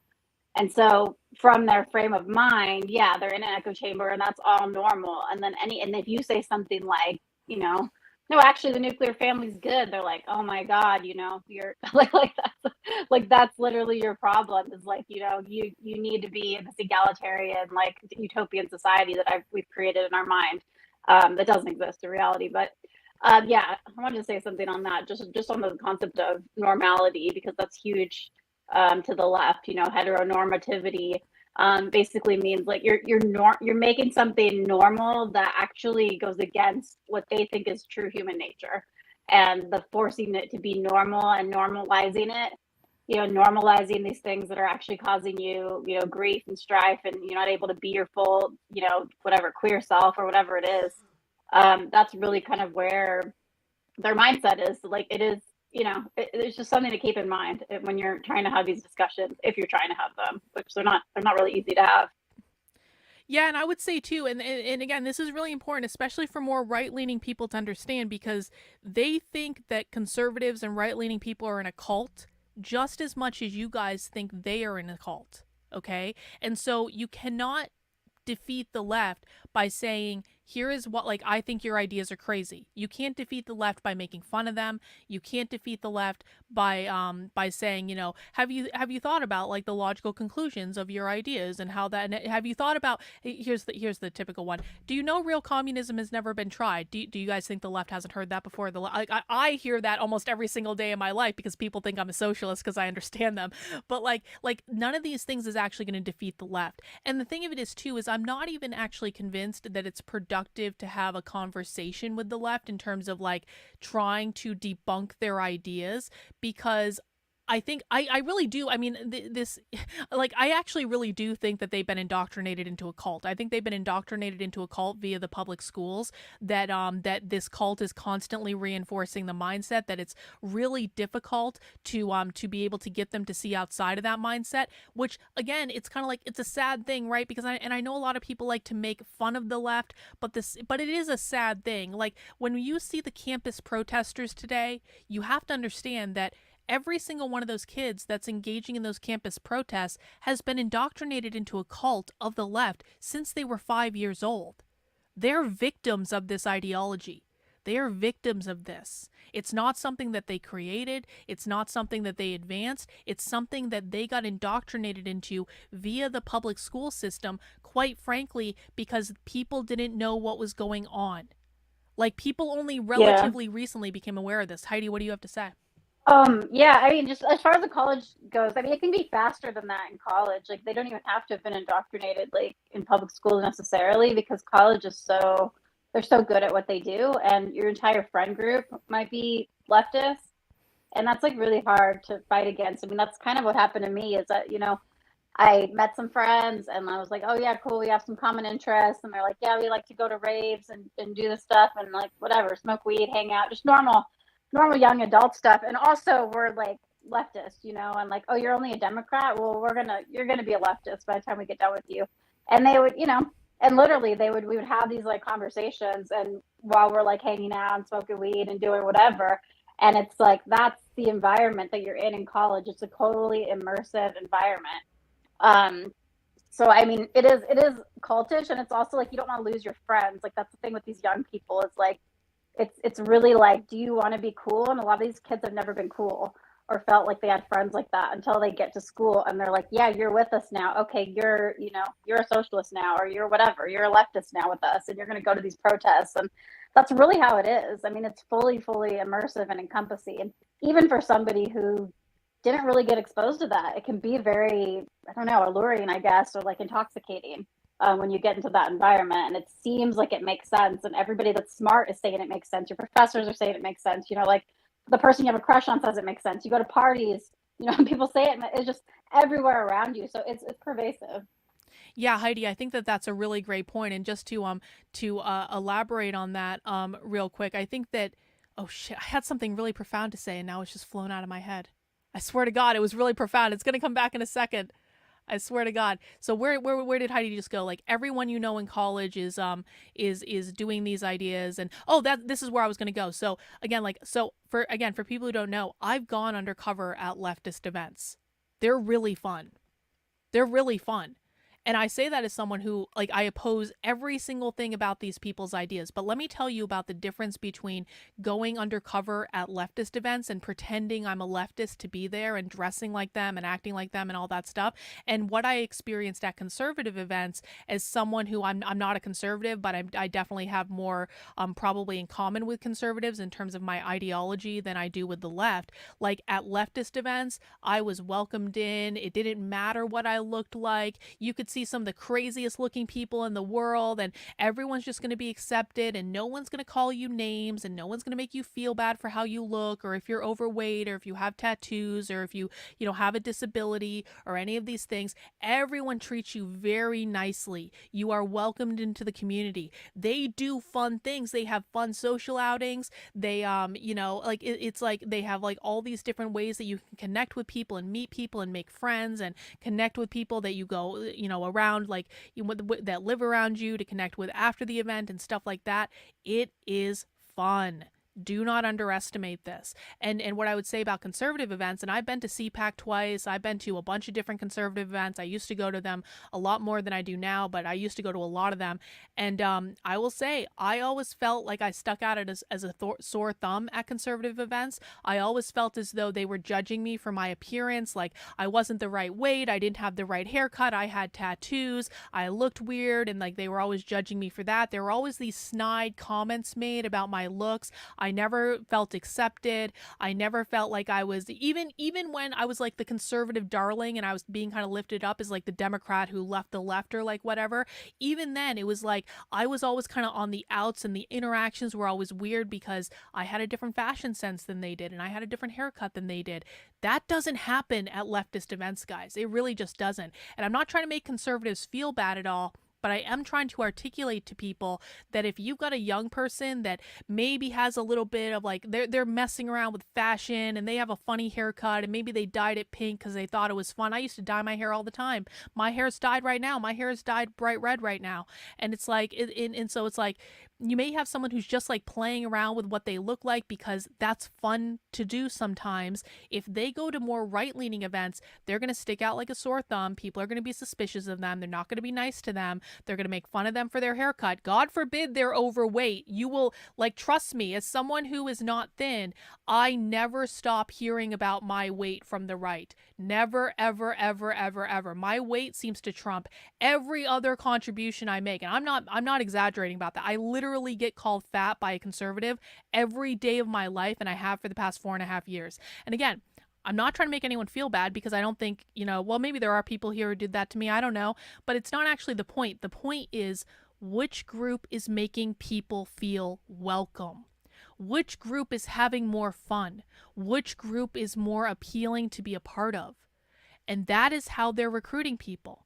That is how they get people involved in their culture, because we don't want to hang around people. They're calling us fat and ugly and making fun of us and making us feel weird. Everyone just wants to be accepted at the end of the day. And like Heidi said, like a lot of these kids they were awkward people.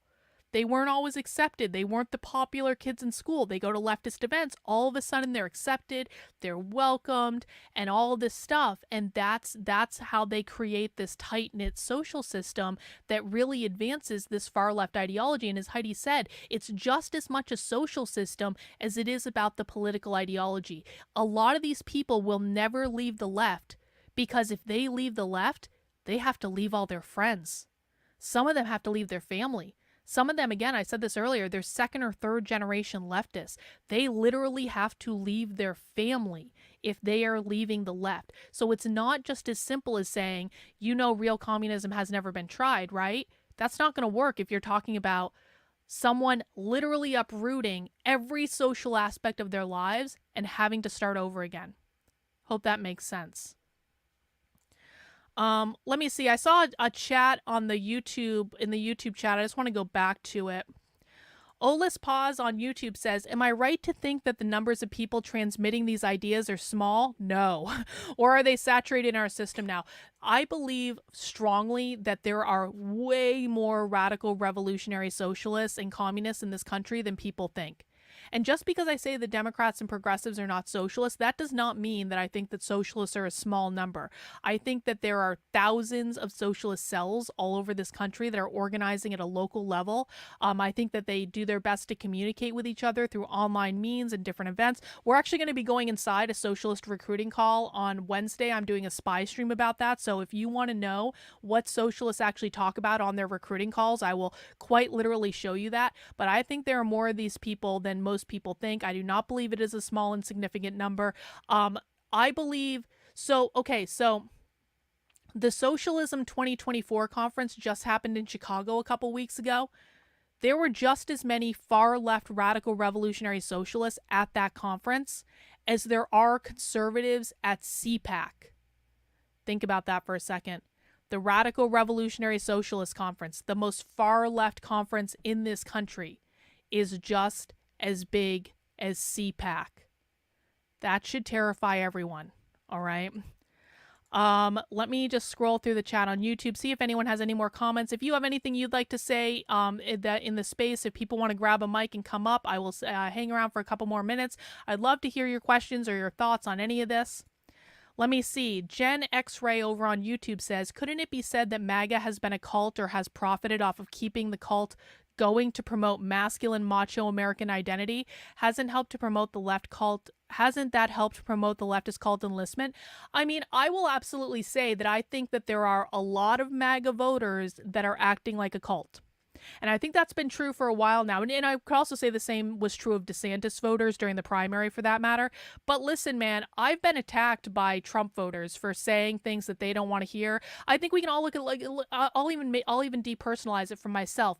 Look what happened to Kyle Rittenhouse. Look what happened to Kyle Rittenhouse. When Kyle Rittenhouse said, I don't want to vote for Trump, I'm writing in Ron Paul. Kyle Rittenhouse was mobbed massively by the MAGA right. Don't tell me that there isn't a cult-like aspect to MAGA. There absolutely is. If you step out of line with what they want you to say or dare question anything that Trump says or does, they will attack you. I've seen it directly in my feed on more than one occasion. They act like they're innocent, but then they act exactly like the left does. So I do think that again, like, it's kind of like and you can make an argument that like all social systems are cults to a certain extent. So I don't want MAGA voters to feel bad or anything, but I don't think MAGA is as indoctrinated into MAGA as leftists and socialists are indoctrinated into the far left. I think these are two different things. Like MAGA is more of like a political question. After the election, the MAGA cult I think is going to dissolve anyway because Donald Trump will never run for office again after this presidential election. So it's kind of like the MAGA cult is going to have to dissolve. But I do think it absolutely has a cult-like element. Let me see. Just going through my chat on YouTube. See if I have any more questions. I don't think it looks like I have any more questions. Hey, so I'm going to wrap up this space then because I'm starting to lose my voice. I will be... Oh, go ahead. Nick, do you want to say something? No, they say Dragon Tales guys. Oh, sorry about that. Dragon Tail, do you want to say something? No, I just wanted to confirm what you just said about MAGA. To me, it reminds me of, because MAGA, I believe, generally it is a cult, because it's almost like to draw a comparison. If you say something right now against Israel or question the government, you're an anti-Semite. If you call into question anything with MAGA, you're anti-American, and it definitely, and it falls under as well with this whole conservative mindset that are very quick to judge. Growing up in a very conservative Christian home, people completely look at the outward appearance. They're not accepting of people if they're not, reflecting what their heart is. There's a lot of things to unpack there. But I also think with what you just said, MAGA and most people in conservative circles don't think long term. Right now, everything is election to election to election. And at this point, everything is, if Trump doesn't become president, then the country is 100% gone. And I don't think that's a true statement. I do believe the election's important. I believe voting is important, but at the same time, there are so many other things that are bigger than us politically, that things are not going to change under one person. And then what happens after those 4 years, if Trump were to even become president? I just feel like it's kind of there's this mentality that this is it. I don't know if it's because there's a lot of boomers that are in there, and for many of them, this is it. I don't know, but it's definitely the left has marched its way, as we've studied, through the institutions with a very long-term goal over generations and decades of time. And I feel like the right, when they get one victory, which we've talked about, then they pat themselves in the back and say, "Yep, we've done it." But there's no real tactic or strategy and longevity and educating people, which is what you're doing, and just starting by learning the language and calling people out. And like Nick, I believe, was saying, where you can scare the shit out of a communist if you know exactly what it is they're saying based on their language, and not try to debunk them. Because when people like, I don't know, whoever's on Twitter talks about people with purple hair and they're weird and they're mentally ill and they throw these terms around, I'm always saying, but they're kicking your ass. These are the people that are winning. And it's taken decades to reach this point where we have what you consider freakishly looking people that are coming out non binary, don't believe in gender, and they are growing stronger in numbers, and they belong to their own cult that's becoming the majority in our country, and people refuse to see that. So, um, yeah, I guess that's basically what I want to say. I'm tired. It's 2 a.m. here in Hong Kong, Oh so man, that's all I'll say. But I really appreciate you doing these spaces, because I think what you're doing right now and all of us in this space at this moment is what I think you've needed to do, and I think it's such a great way for people to actually be able to talk. We can hear you, Carlin, outside of your teacher mode, because you are a rational person, and there are valuable things that you have to say and to teach. You are unbelievably misunderstood because the online world is crazy. So I really appreciate you holding this space, allowing us to speak. I'm afraid one day you're going to become so big that we won't be able to speak, because you're going to be like this popular figure and you're not going to have time to do this kind of stuff. So I think it's just very valuable what you're doing right now. Hey, Dragontail, I really appreciate that. You're quite a trooper for being up so late. I know you're in Hong Kong, so you're on the other side of the world. So everyone, let's give a hand to Dragontail for hanging in with us, even though he definitely wants to go to bed. And I appreciate that. I actually really I kind of underestimated the value of Twitter Spaces when they first started, but I've been really participating in a lot of other people's Twitter Spaces, and I kind of realized that this is like a really valuable tool for us to be able to talk and communicate with each other and to really suss out these ideas on a much more organic level. And now that I've kind of figured out that I can use them and also record podcasts I'm like, I can do two things at once. Like, this is great. And I do think it's important to have these conversations because, you know, like you said, I mean, I think like the internet, like I don't want to like come across as like a victim or anything. Like the internet is a cruel place. The internet is a place that like willfully distorts a lot of people. And I think that, you know, the things that I've been put through on the internet, in some respects, it really has helped me to find an audience that is actually smarter, that can see through the bullshit. And so in many ways, it is a blessing. I consider it to be that like a lot of people have just filtered themselves out of my audience because quite frankly, they wouldn't have been smart enough to keep up with my content. Like my content is difficult, it's meaty, it goes in depth, and it's not necessarily something that everyone can keep up with. And so while it has created problems and it has created a lot of these misperceptions, and I have James Lindsay ranting and raving about how I have a personality disorder that I don't have all over his timeline to 500,000 people, which is just great. It allows me to, you know, there's a certain amount of freedom in that because, you know, a lot of people think I'm crazy. I don't think I'm crazy. I have video to back up every single thing that I say, and people can access that if they want to. And if they don't want to, that's going to be an IQ test for them. Hey, we do have 2 new people who've been added to the space, and I do want to welcome Jay and I want to welcome Aiden. Before we go to you guys, I have just one thing I want to address over on my YouTube chat. We have someone in my YouTube chat called Ignis who is complaining about the fact that I said conservatives judge people too much based on their looks, where the left doesn't do that. They said, this is ridiculous. People judge by appearance by default. You have to fight that instinct and look further. You have people judging other people, but for judging people, congrats. And it's like, you know, if you want to judge people by their appearance, that's your business.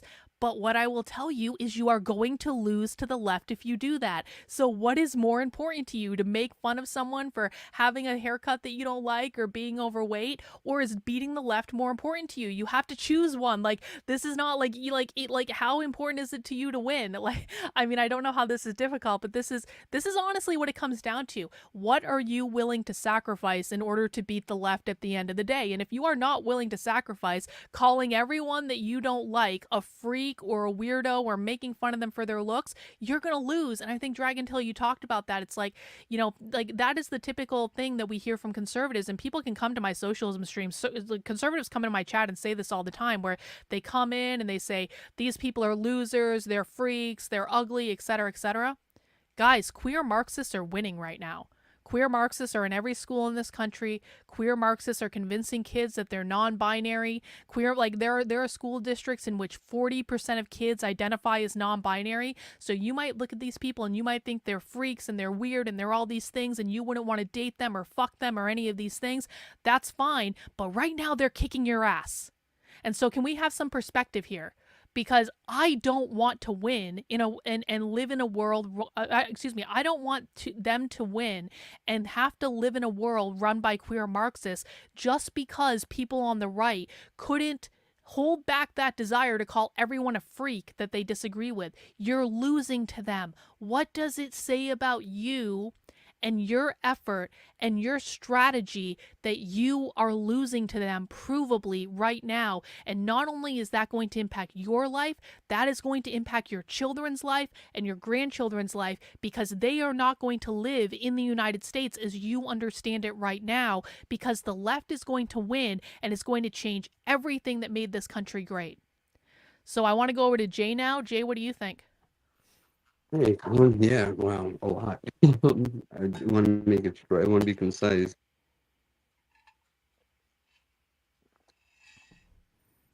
I mean, even national socialism, that started on the left.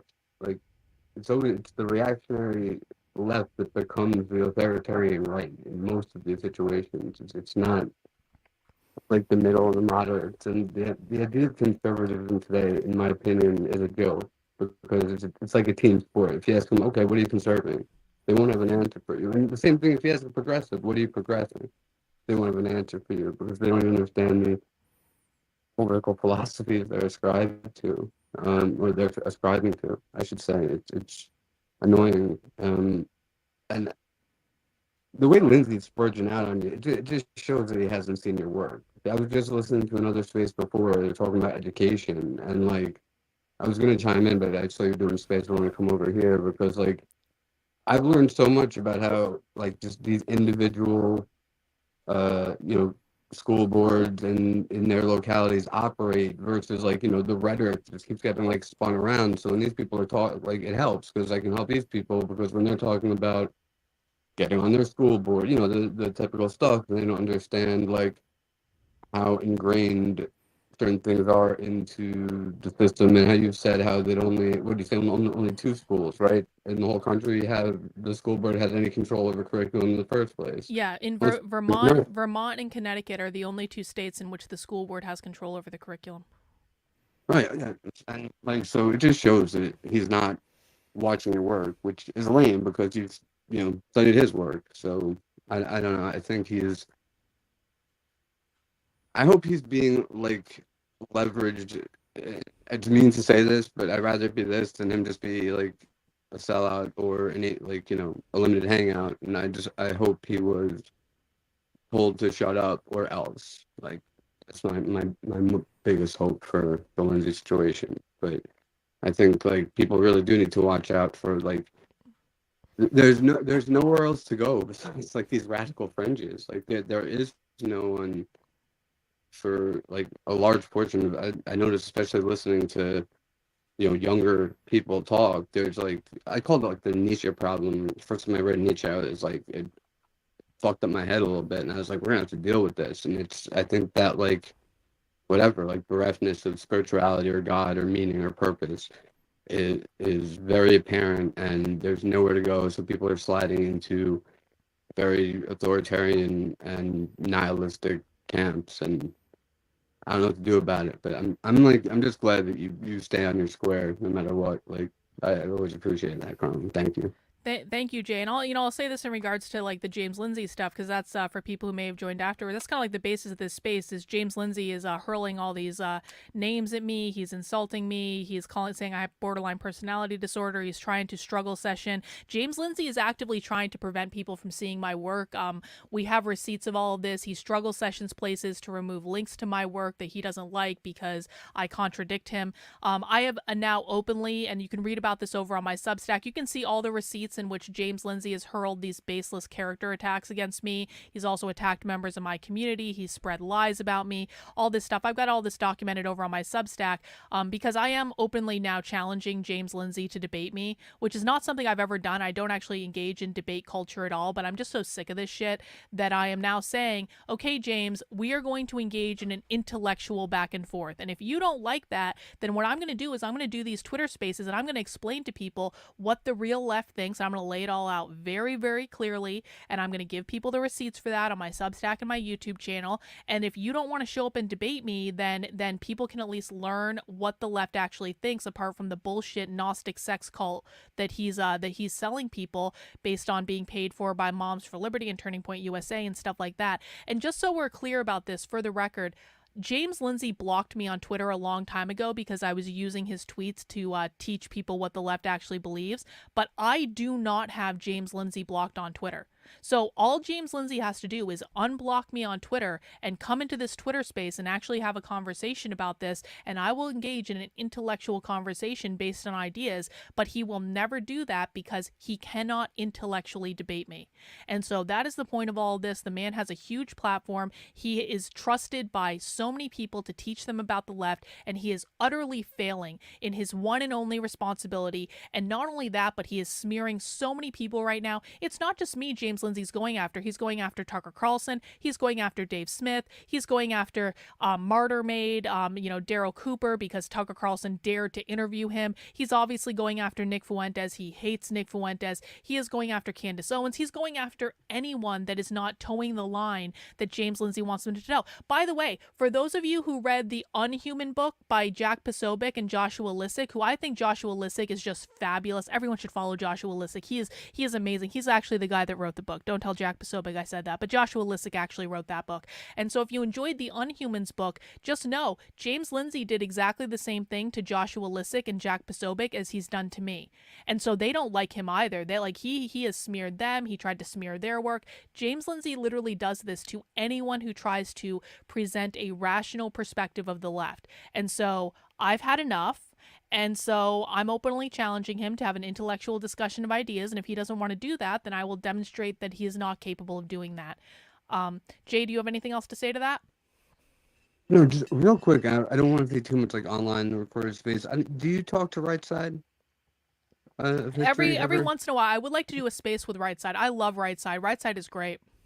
She's awesome, and I don't know if you'd want to hit her up in her DMs, but she did some looking into his like holdings and stuff a while back for some interesting reasons. You might have an interesting talk with her if you hit her up in the DMs. Really? That's Yeah. interesting. I will hit her up in the DMs. I think Right Side, by the way, goes by exclusionary. Exclusionary is her handle with like 2 X's. I highly recommend everyone follow Right Side. Right Side is awesome. I mean follow all the speakers on the stage, of course, but Right Side, we'll get her in for a Twitter space at some point, and I owe her a DM. We haven't chatted in a minute, so I will definitely do that. I want to welcome Aiden to the space. Aiden, you have your hand up. What do you want to say? Hey, sorry guys, I'm multitasking and I jumped on a little late, but a couple of the things I heard, with this blue hair. For one, I want to say I disagree that they are the majority. I mean, you're talking about Democratic-leaning population, which I was a part of, right? So these blue hairs are kind of fringe and are kind of soldiers of the Democratic Party right now in terms of having some kind of it's kind of like virtue signaling. But I want to say that teasing or making fun of people for their appearances is really just adding fuel to their fire, giving them ammunition, because I think it's cruel and immature to make fun of people like that publicly. Now, of course, with you and your friends and internally, you can, you say whatever you want, you tease people, but I think outwardly, I think one of their fake virtues is that they're trying to preach acceptance even though they're preaching division and pushing racial divide amongst the population. However, their shield of virtue, their fake virtue, is that they want acceptance for everyone.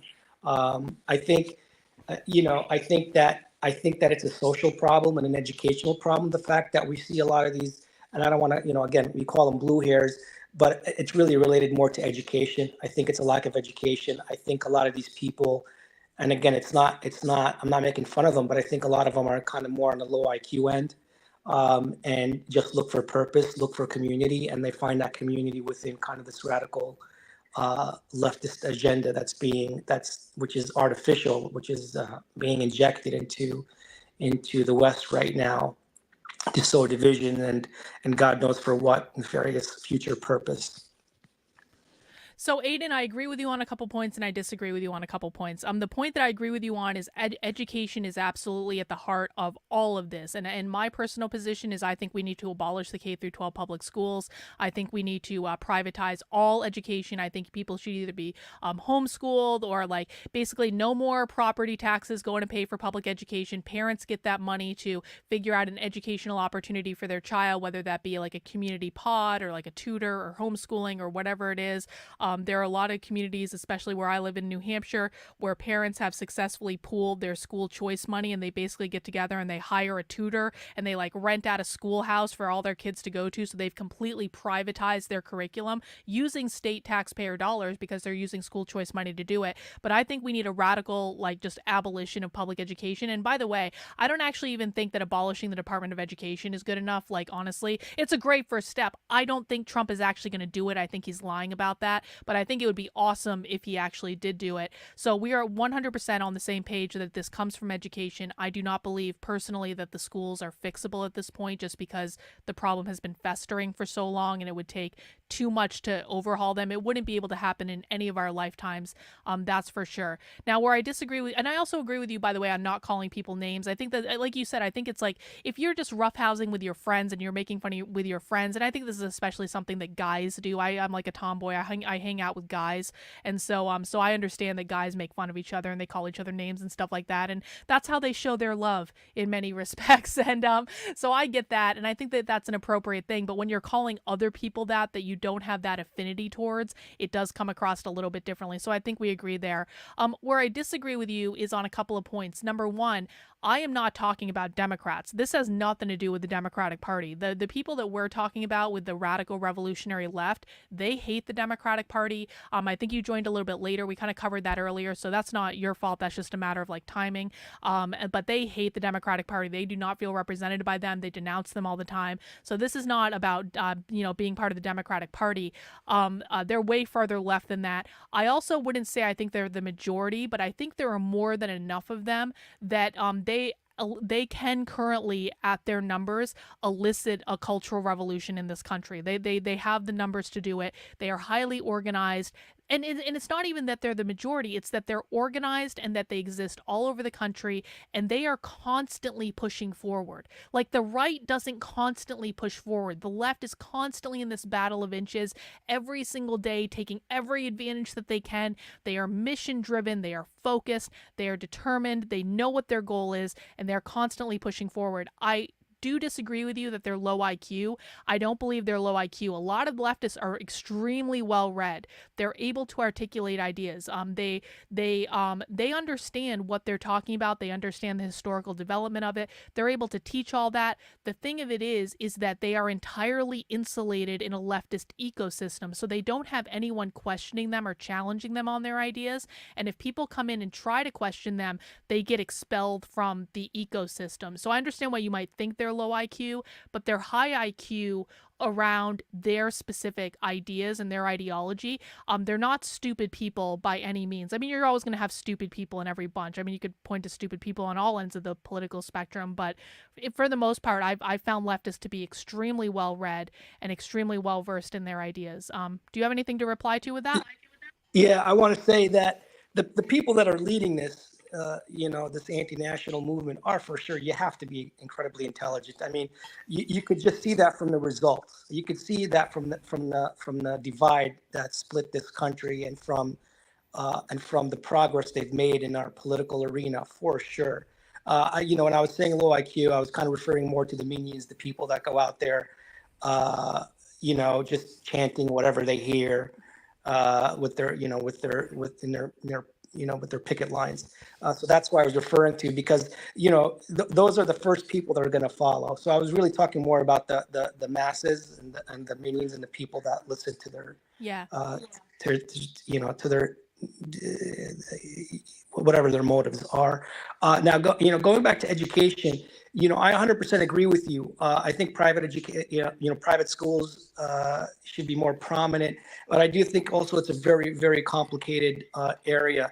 When you look at a lot of the extremist factions and nations, and when you look at, one thing that you're going to find predominantly in a lot of these people, in a lot of these countries, is national pride, is kind of a unified doctrine, So, I remember when I was a kid, I remember singing the Pledge of Allegiance.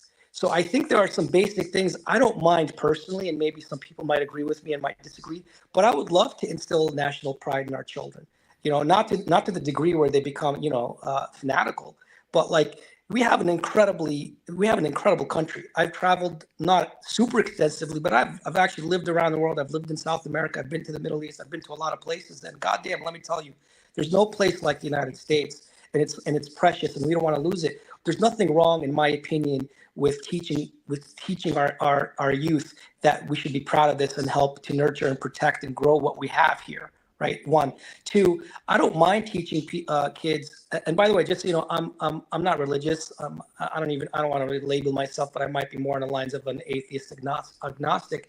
But seeing what Christian virtue has provided for the West, and it's part of its identity, I see value in it. What's wrong with teaching kids? Doesn't necessarily have to be under the guise of Christianity if you don't agree with it, but at least a lot of the virtues that come from Judeo-Christian doctrine. For example, how to treat your neighbors and not to steal and stuff like that. I think education as a whole, we're 100% lacking, even from the sciences perspective, from moral perspective, from every kind of perspective. Having private schools will allow parents to choose where they can educate their kids, so their kids don't have to be indoctrinated into this kind of perverted, ultra left, woke ideology thing, which I think, by the way, is savage and criminal. I mean, it's dizzying to even see what kids are being exposed to in schools right now. So from an educational perspective, I think we should, again, my personal opinion, somehow instill some kind of national pride, uphold the Constitution and some kind of virtue system in terms of maybe, the basics of Judeo-Christian virtues at the very least, or whatever we as a nation feel, would help our youth navigate, their adulthood. Yeah, so I have a couple of things to respond to that. So in regards to the people who are chanting, who you said they were just kind of like low IQ people who are going along with the masses, I want to make sure people understand, like, the purpose of the chanting is to solidify them together as a collective. It's to show you're a member of the group. And so when you see the campus protests and you see these students chanting, like standing around chanting, like free, free Palestine, like I've listened to so many of these chants I can't even tell you, because I just sit there and I watch their protests to see what they do and to see what they talk about. What those kids are doing, though, when they're not chanting, is they're sitting around reading philosophy. They're having discussion groups. They're hosting, like, their professors are hosting these impromptu classes where they're breaking down these ideas. So again, just because you see them chanting and engaging in these protests and it looks like they're a bunch of mindless drones, I don't want people to mistake that, because they're doing that because that's kind of like their church, right? I don't want to say that it is not true that communists want to ban all religion. They just don't want religion to usurp the communist ideology. So you can practice religion as long as it doesn't usurp communism, essentially. But it is almost a ritual experience for them to engage in these kind of group protests, these group chants, and it's how they signal that they are a good comrade and a good member of the collective. So just a quick note on that. I think you said a lot of good things about education. I agree with you to a certain extent that I would actually like to bring back, if we have to have public schools, can we start teaching why communism is bad again? There was actually a time in this country where it was taught in schools. They have textbooks about this, why communism is bad and will not work. And that got eliminated at some point, which I think we should bring that back for sure. But I also, I'm not a Christian either. I'm a generalized spiritualist. I'm a highly spiritual person, but I do not adhere to any religion. But I actually tend to agree with you on the idea of Christian values. I wouldn't go so far as to say Judeo-Christian values, but I would say Christian values, in terms of, I actually wouldn't mind if that was kind of more infused. Now, I don't want anyone to be forced to do anything against their will. I don't want anyone to be forced to be a Christian. People sometimes make fun of me for being friends with Nick Fuentes because they say, Carlin, don't you know Nick Fuentes wants to burn you at the stake because of your spiritual beliefs? And I'm like, well, I don't think he's actually going to do that. So let's all just settle down for a moment. I don't think that's actually going to happen. But I do think there is something to the idea of, put basic things like treating people correctly and acting like a good neighbor and things like that. And I do think that, a general kind of adherence to some sort of moral code. People think I don't have a moral code because I'm not a Christian. I do. It's just based on different things. And a lot of the things I believe do tend to, I think a lot of these different belief systems, they do tend to overlap on basic questions of morality. And I think that, it's one of those things where, and I've thought about this a lot over the past several months, it's can people exist in a society in which there is no agreement on upholding some basic set of moral standards? I'm not saying that everyone should be a Christian by any means, but I do think it's thou shalt not kill, thou shalt not steal. There are some basic things right now that are just kind of being thrown out the window in our society, kind of probably partially because of unfettered immigration, and we have all these people coming in and living in our country that are not Americans, that don't want to assimilate to American values, or things like that. They're literally eating dogs and cats, which is just crazy, and stuff like that. And so I kind of do agree with you in that respect. I was gonna add some more, but I know Jay had his hand up, and I think he wanted to have some kind of response, maybe to what I said earlier. So would you be okay if he speak? Yeah, Jay, do you have anything to say to that? Well, yeah, I mean, you know me, I agree on education all the way, first and foremost, real education, not public schooling of any kind. But the Pledge of Allegiance, we didn't do that for a long time. Do you know where it came from? Where did it come from? It came from Prussia. I did know that, actually, I think. Yeah, so they used to, except their salute looked more like the Nazi salute. It just did that, but after the 30s, we changed it. Um, it that was when we switched over to like the factory model schooling was set up by like Rockefeller and Carnegie and all these guys. So like I'm for like I want to say national pride.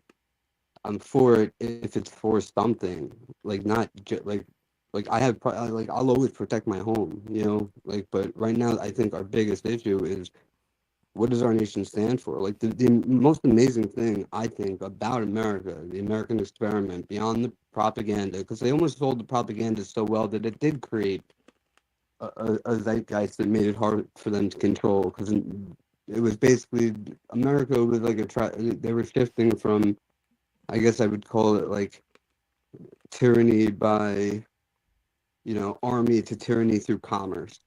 It would be the best way to put it. But unless like we have, but the cool thing about America is it was a place where throughout history you can't find a civilization that in such a short amount of time expanded and integrated such a varied group of people. Not Greece, not Rome, none of them were able to do it like America did it.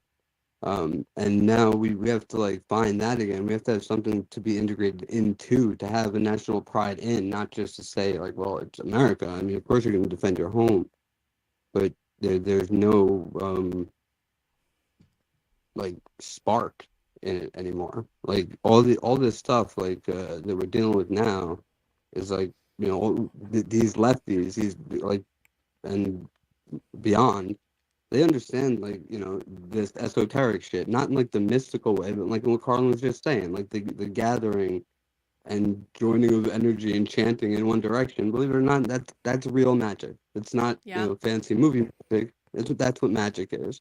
It's like focused attention together in unison, and they know how to do that. And they're not, and you got to realize your enemies are revolutionaries. They're not looking to take over the system and run it properly.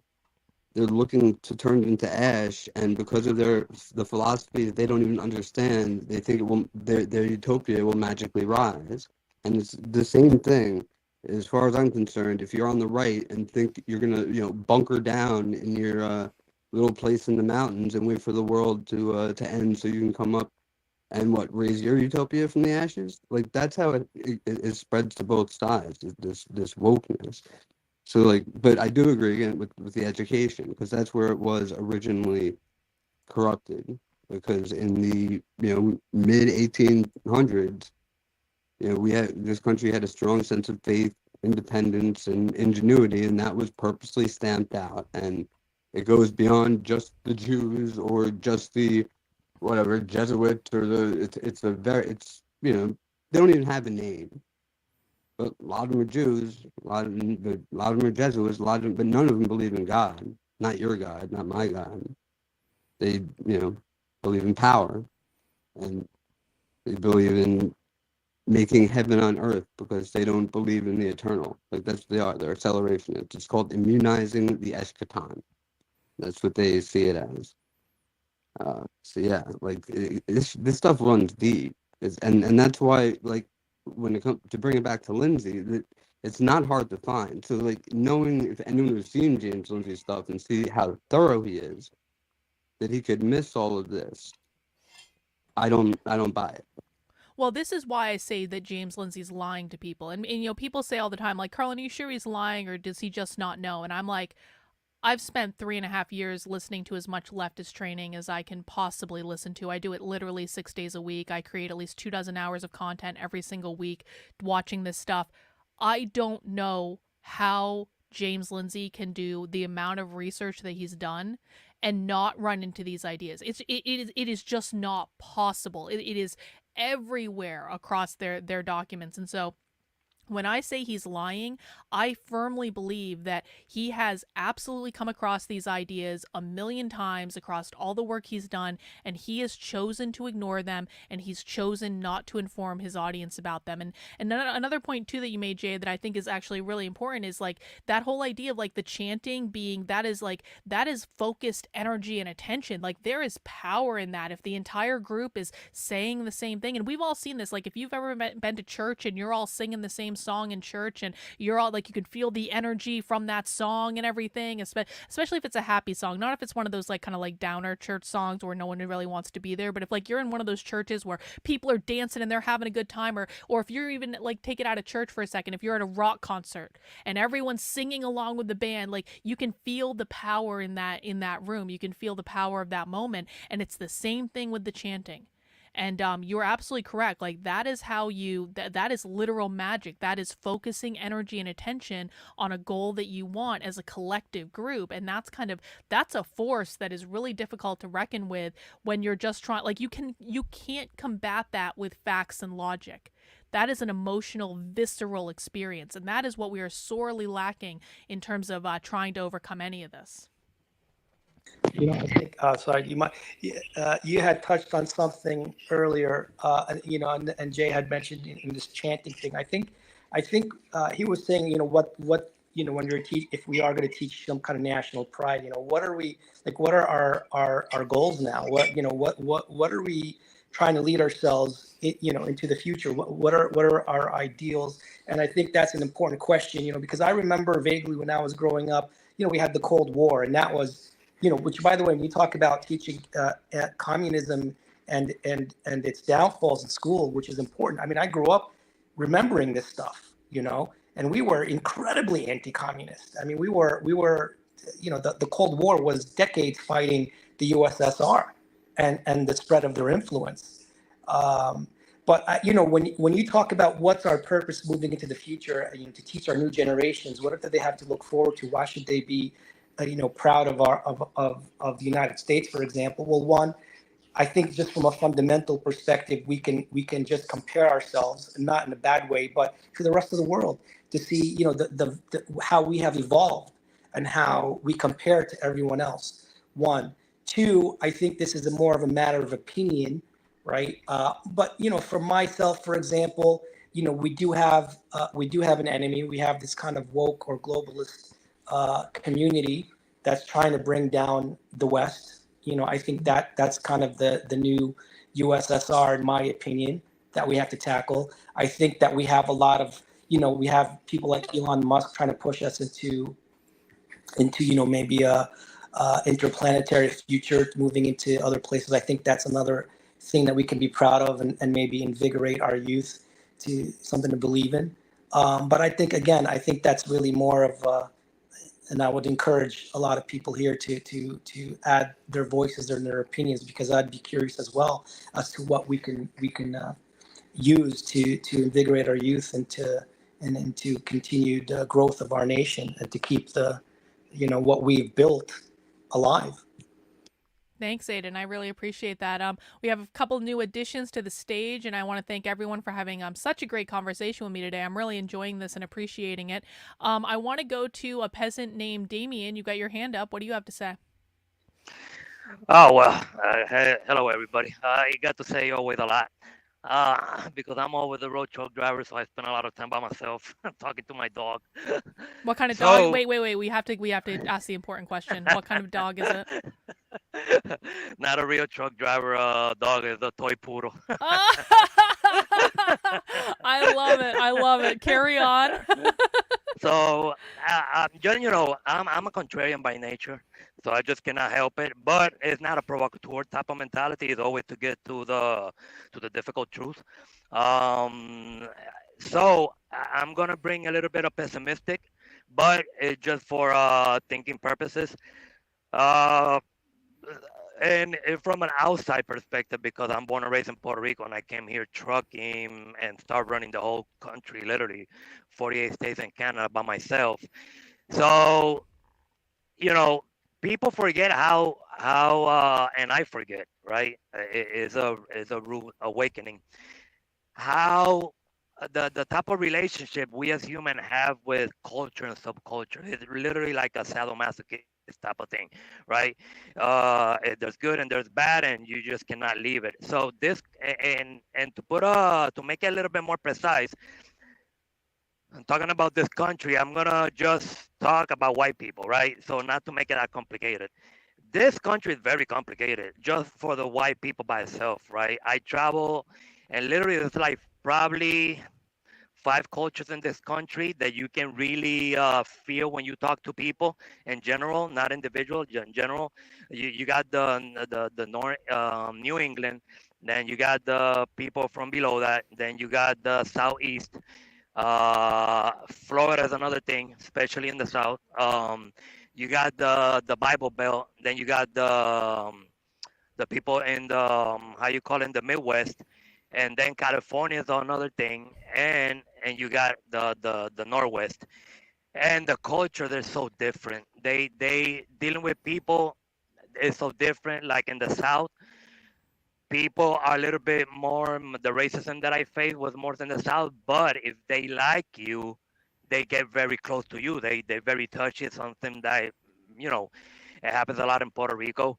But they're more aware, right? And all that for for the Bible Belt. Then you got the Midwest.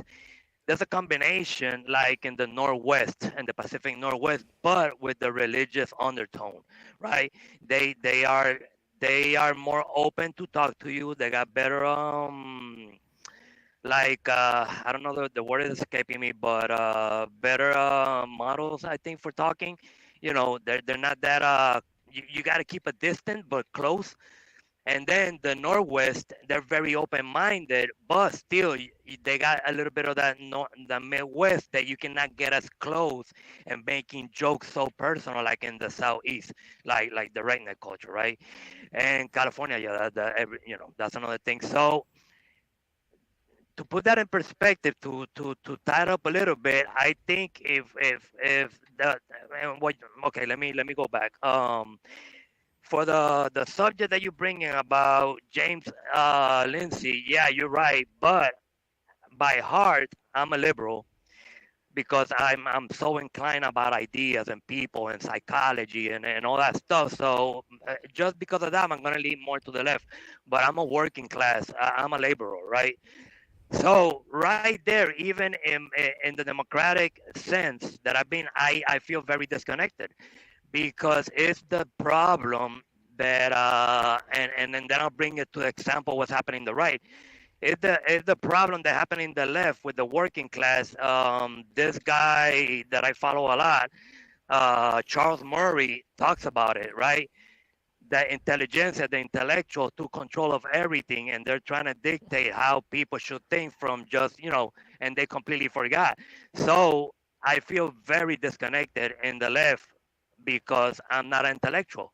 So I'm a truck driver. Now, when I go to the right, I'm not religious, I'm agnostic. When I go to the right, to the southern, then I feel very connected because most of the people there are the labor class, right? But then I feel disconnected because I don't go to religions. And it's the same thing. The left, since they don't go to the religion, they unite by ideology, right? And yes, it's true what you say. They're more fun. The artists, most of the artists are in the left. I don't know no artist that ever wore a shirt of John Locke and Adam Smith. Is always you know Fidel and the other guy. So yeah, it's more fun. But if you challenge their intellect, they do the same as the right, but in a more ego way, and the right goes more to body shaming or whatever looks, but it's exactly the same. So the problem is that at a human level, the religious aspect is stronger because not no institution can unite strangers better than the churches. No, none. There's nothing better than the churches, even though they don't get along together. But what in the left side, uh, there's something about celebrating life just for the tragedy, the pain. There's nothing. there's nothing. There's no songs. There's nothing about celebrating life. No matter we kill, then in the community we don't agree with each other. So I think the best strategy is what Brett Weinstein and his brother's trying to do. We got to go back to the fundamentals of this country, to before Abraham Lincoln. And Abraham Lincoln, for me, it was the person that messed up this country because it was supposed to be a state thing because people are so different and we are product of our culture and our subcultures. So they had a very great vision. They were influenced by John Locke, by Adam Smith, the Invisible Hand. So they knew what individuality was at the core, and I think that's the key idea to get educated why the founding fathers were so important. They were trying to do, and this type of separation, living by a state, is good for all of us because then is people group together how they want to feel American in their way and fix problems at a local level and you force discern because discernment is not an innate quality of human being. We are tribal by nature, and yeah, I don't know if it's obvious that we are tribal. So the gridlock especially was created to force a culture of dissent, and they failed because Abraham Lincoln, with the slavery excuse, slavery, I'm not saying that to keep slavery, but he went too far in uniting the whole country by force, and it was completely opposite of the thesis of the founding fathers. So that's my insight. This country is very complicated, and then if you put the Black American experience and all that stuff, so even with white people, let's say the white people, the city people, like they make fun of the hillbillies, and then the hillbilly and the rednecks, they say no, I'm not a hillbilly. So all those subcultures, you ain't gonna change that with no constitution. So and no ideal ain't gonna change that never. So yeah, I guess that my how you say it, my apportation to the thing. But yeah, I can see what you were saying about James Lindsay, that he's missing is true. But I feel it too as a laborer in the left. I cannot relate to the people that work in very abstract field. I just can't. There's like a subtle. There's always, and it's subconsciously. That's why I'm not bitter. That's why I don't fight because I read. But in a subconscious level, there's like a type of contempt and there's a type of patronizing, and that's why they live. Just keep on bombarding the country with welfare. That's the reason why. It's just welfare because they're not too smart, and it's like who the hell wants that? And welfare, I lived in welfare and got raised close to the projects. My friend were the projects, and people they never discuss the horrible effects of too much welfare. Just create another subculture of conformity that we already have. It just deepen it, and yeah, it takes yeah, that's another subject. But yeah, I agree with you in that thing that the right. What is the solution? Stay away and trying to change the right and talk about more what is the American experiment. Yep. All right. Damien, I really appreciate your perspective. And, one of the things I didn't touch on today is immigration at all. And immigration is absolutely, so going back to like the topic of this space for a second, this space started as a topic of, explaining what the core goal of the left is and how it's all about abolishing capitalism, which the left defines as private property ownership. This is really important for people to understand if they want to understand everything the left does. And one of the topics that we didn't talk about is immigration and the borders. borders, which is, it kind of directly relates to some of the things you were talking about there. And it's a important thing for people to understand. So the left believes, and this is why we're seeing open immigration basically in the country right now, the left believes that borders are enforcement mechanisms for private property. I mean, that's literally what borders are, right? And so what they want is to not only have completely open immigration, they don't want any borders to exist at all in the country. So if the left wins, not only is there going to be pretty much completely open immigration with every country, there also aren't going to be any more states. The United Yeah, no, States of no, America I will agree. cease. Oh, go ahead. Sorry.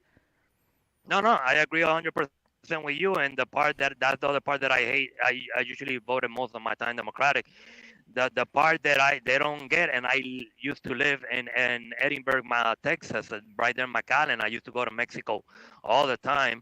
Is that you see that the part that is very tricky, like for the white collar jobs, there's arbitrary regulations to not let everybody get into their domain and lower the wages artificially. It's a system of the academics accreditation system, right? It doesn't make sense. That means that even people from Cuba, very highly educated, the system here, even they got a master's or whatever, they say no because you don't qualify because of the accreditation system. They gotta go and work as a laborer, then they'll take away, right? Most people, when they see the resume, oh, you are more educated in this aspect because you went to university in your country. Yeah, of course, I want you because you got some skills, better for better communication probably, and most other stuff than somebody that doesn't have a diploma. So we get the lower class gets hammered twice by the by the increasing amount of illegal and legal immigration that it's like there's no accounting going on, and plus the legals that are not permitted to work in the white collar job because of accreditation problems, they are gonna be preferred to the workforce and the labor class also. So yeah, I 100% agree with you there too. All right. Thank you, Damien. I do want to move on. We've got some new speakers on the stage. I'm not going to be able to stick around too much longer, guys, but I do want to make sure that we give everyone a chance to speak that wants to speak. And Mac B, I see your hand is up. What do you have to say about all this? No, you're absolutely right. And I think Aiden made a point earlier and stuff that you guys obviously grew up in a different generation than I did because I was 97. But what happened was, and I kind of noticed this, is that the older generations, once the Soviet Union fell apart, they had this very naive hubris about them that, like, we defeated the Soviets, communism's no longer going to exist, America's still America.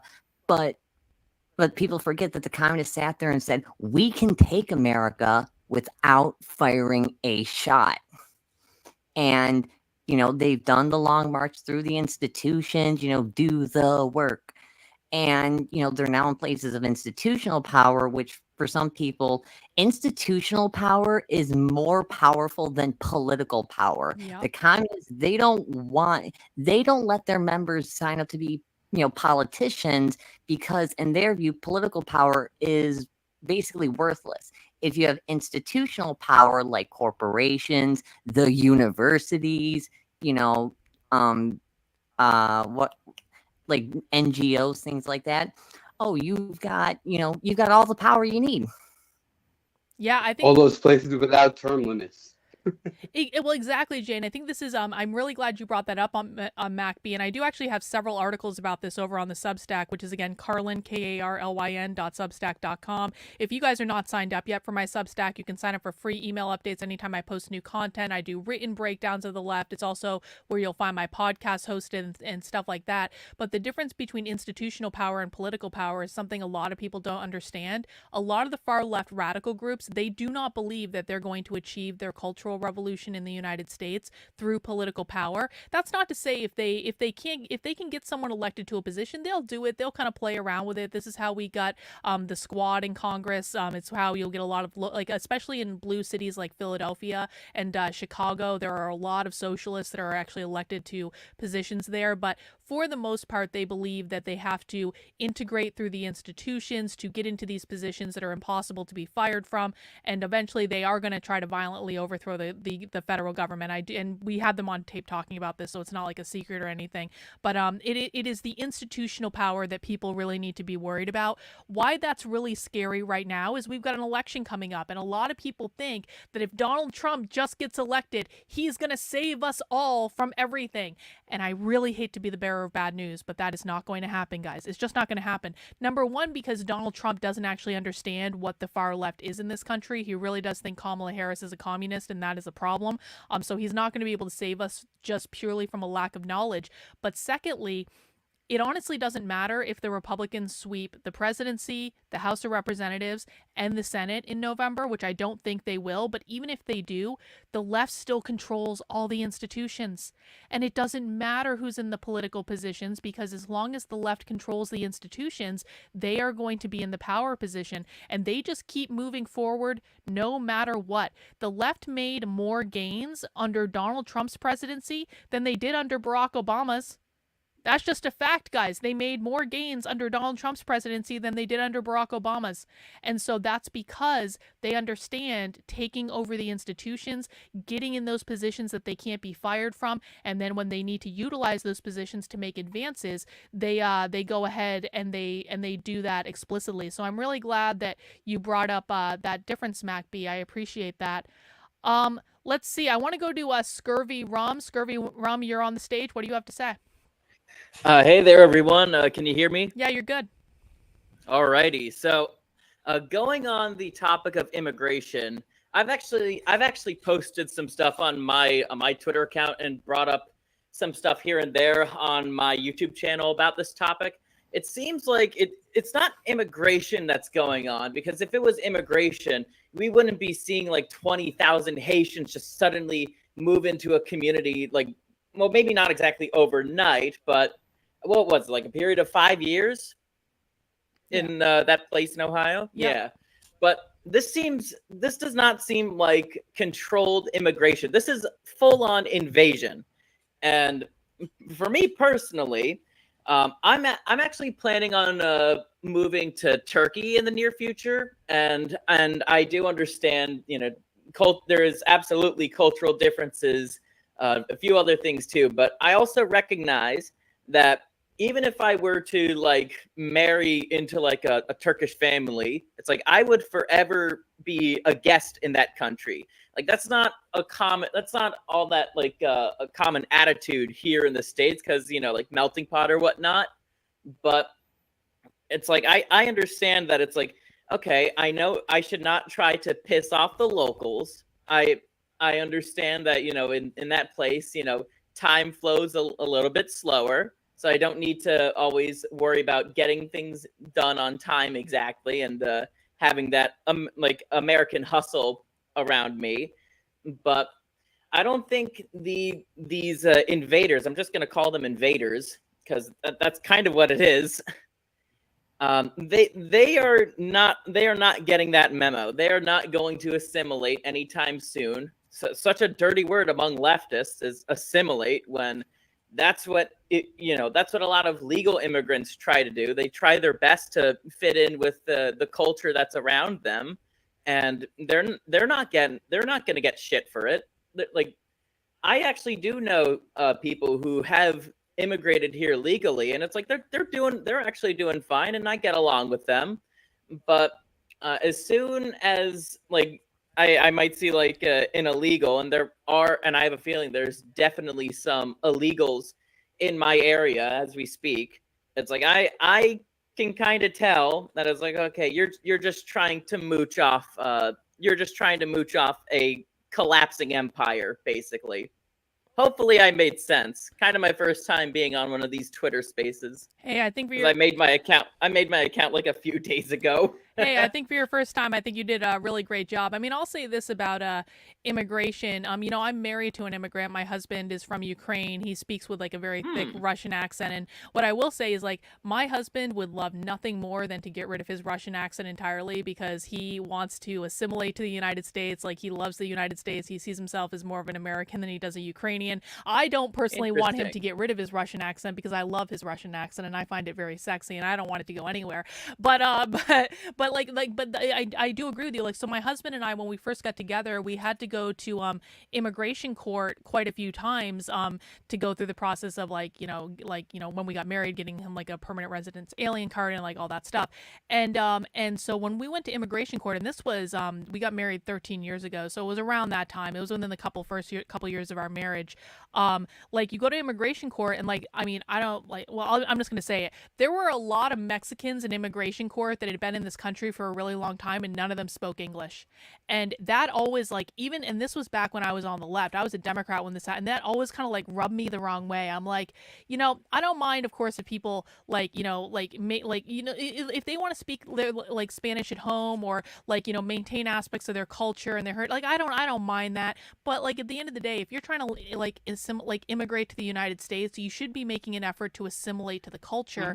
And I just don't see a lot of that happening, not with every immigrant, because there are immigrants here that love the United States and just want nothing more than to be a part of the United States. And I think that, when those people are assimilating, I think that's what we want. I mean, I don't think that that's necessarily a bad thing. We just have a huge number of people that are coming into the country right now that have no desire to assimilate to the United States and just to frankly want to take advantage of it.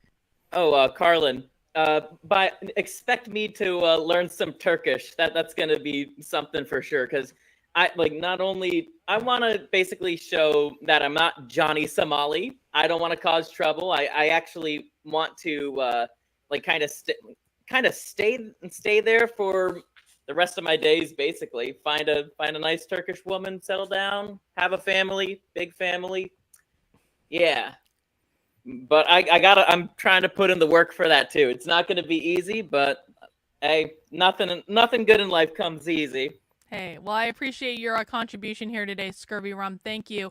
Alrighty. The last person on the stage that hasn't had a chance to speak yet is going to be NTG. So we're going to go to NTG and see what they have to say about this.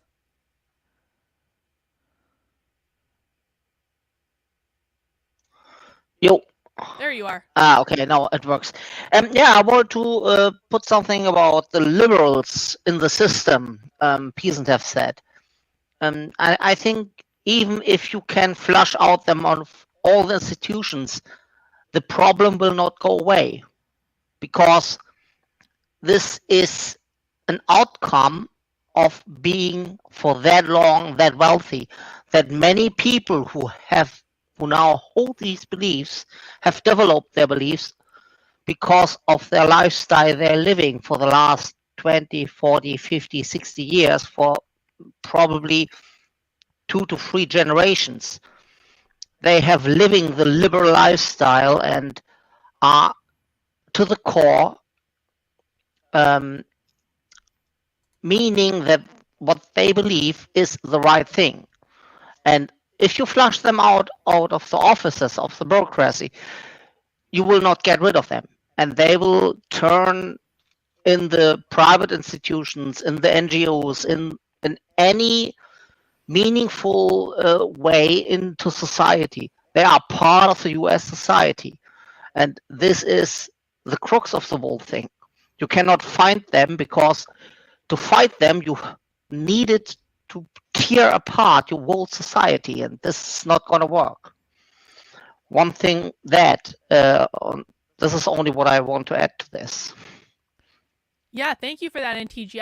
I absolutely agree with what you're saying. Actually, I think that excuse me, hang on.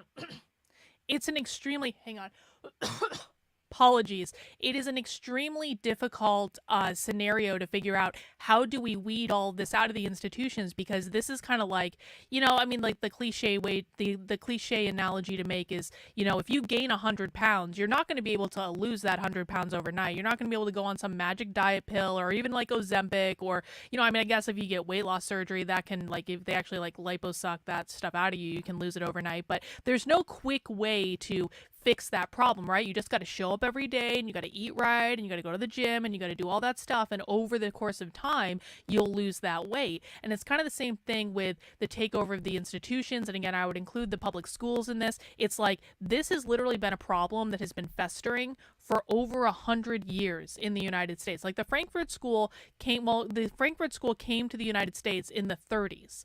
They set up shop at Columbia University in the 30s, and they'll say like there was a little bit of this there before that. The Frankfurt School is when it really started in earnest. So we're talking about like almost 100 straight years of the Frankfurt School doing their long march through the institutions, taking over everything. You can't just fix all of that overnight. You can't just snap a finger and make that go away. And I think that unraveling the institutional problem is something that I don't really think any of us have an idea of how to handle that. Again, for my money, I think it starts with just abolishing the public schools. I think it starts, quite frankly, with abolishing as much of the government as we can absolutely abolish and still just function on a minimal level. I mean, you look at like when Elon Musk came into Twitter, he fired like 75% of the company, and there was like a few moments in which it was touch and go with maybe a few things, but Twitter stayed up and running, and it got better and better and better, and he just keeps making improvements because he got rid of all the dead weight that was holding everything back. And that may have been a painful thing to go through, and it may have been really difficult for them at the beginning. I remember hearing stories coming out of Twitter HQ of like people sleeping there and never leaving because they were all working so hard and all this, and I'm sure that really sucked. But after that transition, it was absolutely the right thing to do to kind of get rid of a lot of the dead weight. And I think we need to do the same thing with the federal government. This is kind of honestly why, like, in my heart of hearts, I'm a libertarian. I know it's kind of a bad word, but like I'm an anarcho-capitalist in my heart of hearts. Like, I think that, you know, the more of the government we can eliminate, the better the country is going to be.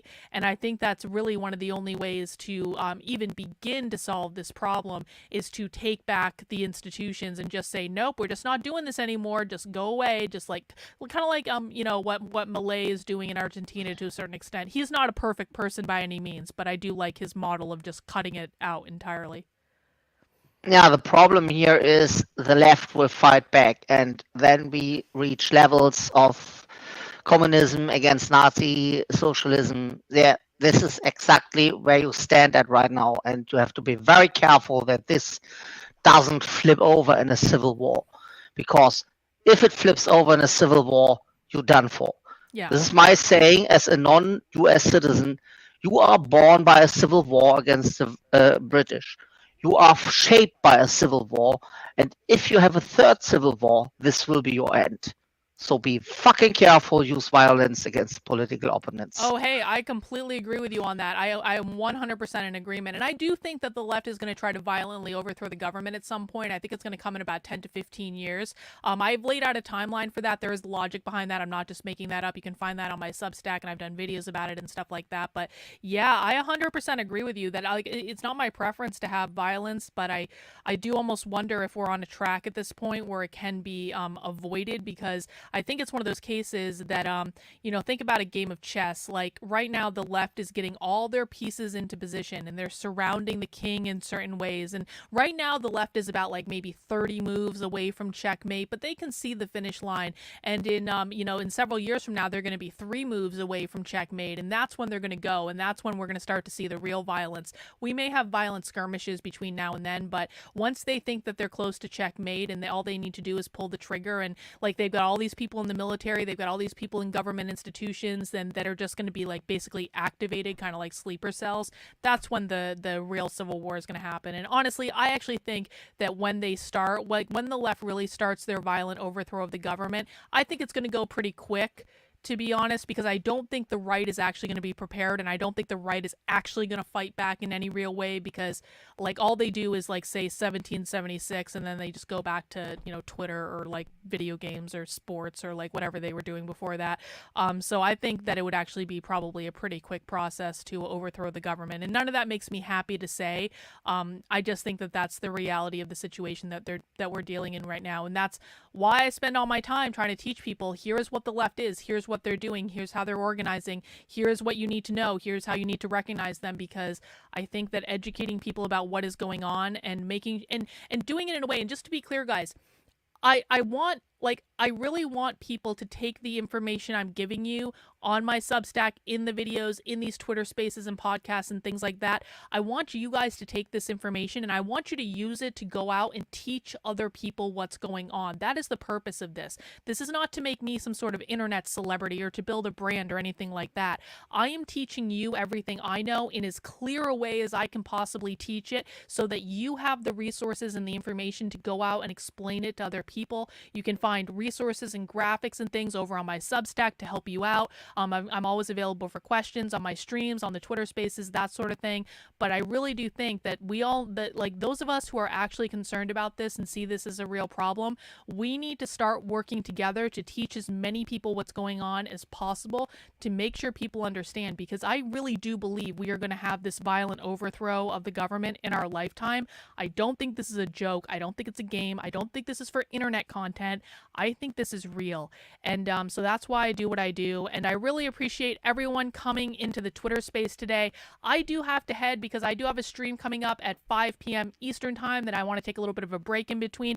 I'm going to be actually talking to one of my favorite people. His name is Keith Knight today. He's writing a new book about World War II, and he doesn't think that Winston Churchill was a really good guy. And so that's kind of been a topic that we've seen lately with Tucker Carlson interviewing Daryl Cooper. It's a little bit off of the leftist topic that we're talking about right now, but Keith Knight is honestly one of the smartest people on this platform, and he's going to be coming on my channel at 5 p.m. I stream that on YouTube, I stream on Rumble, I stream on X, I stream on Kick. You can just look for Karlin Borisenko. No one else really has my name, so you can find all that. I'll be posting links too on the timeline, so if people want to come and join us for that. And I would also remind everyone, please make sure you're signed up for my Substack. The email updates are free.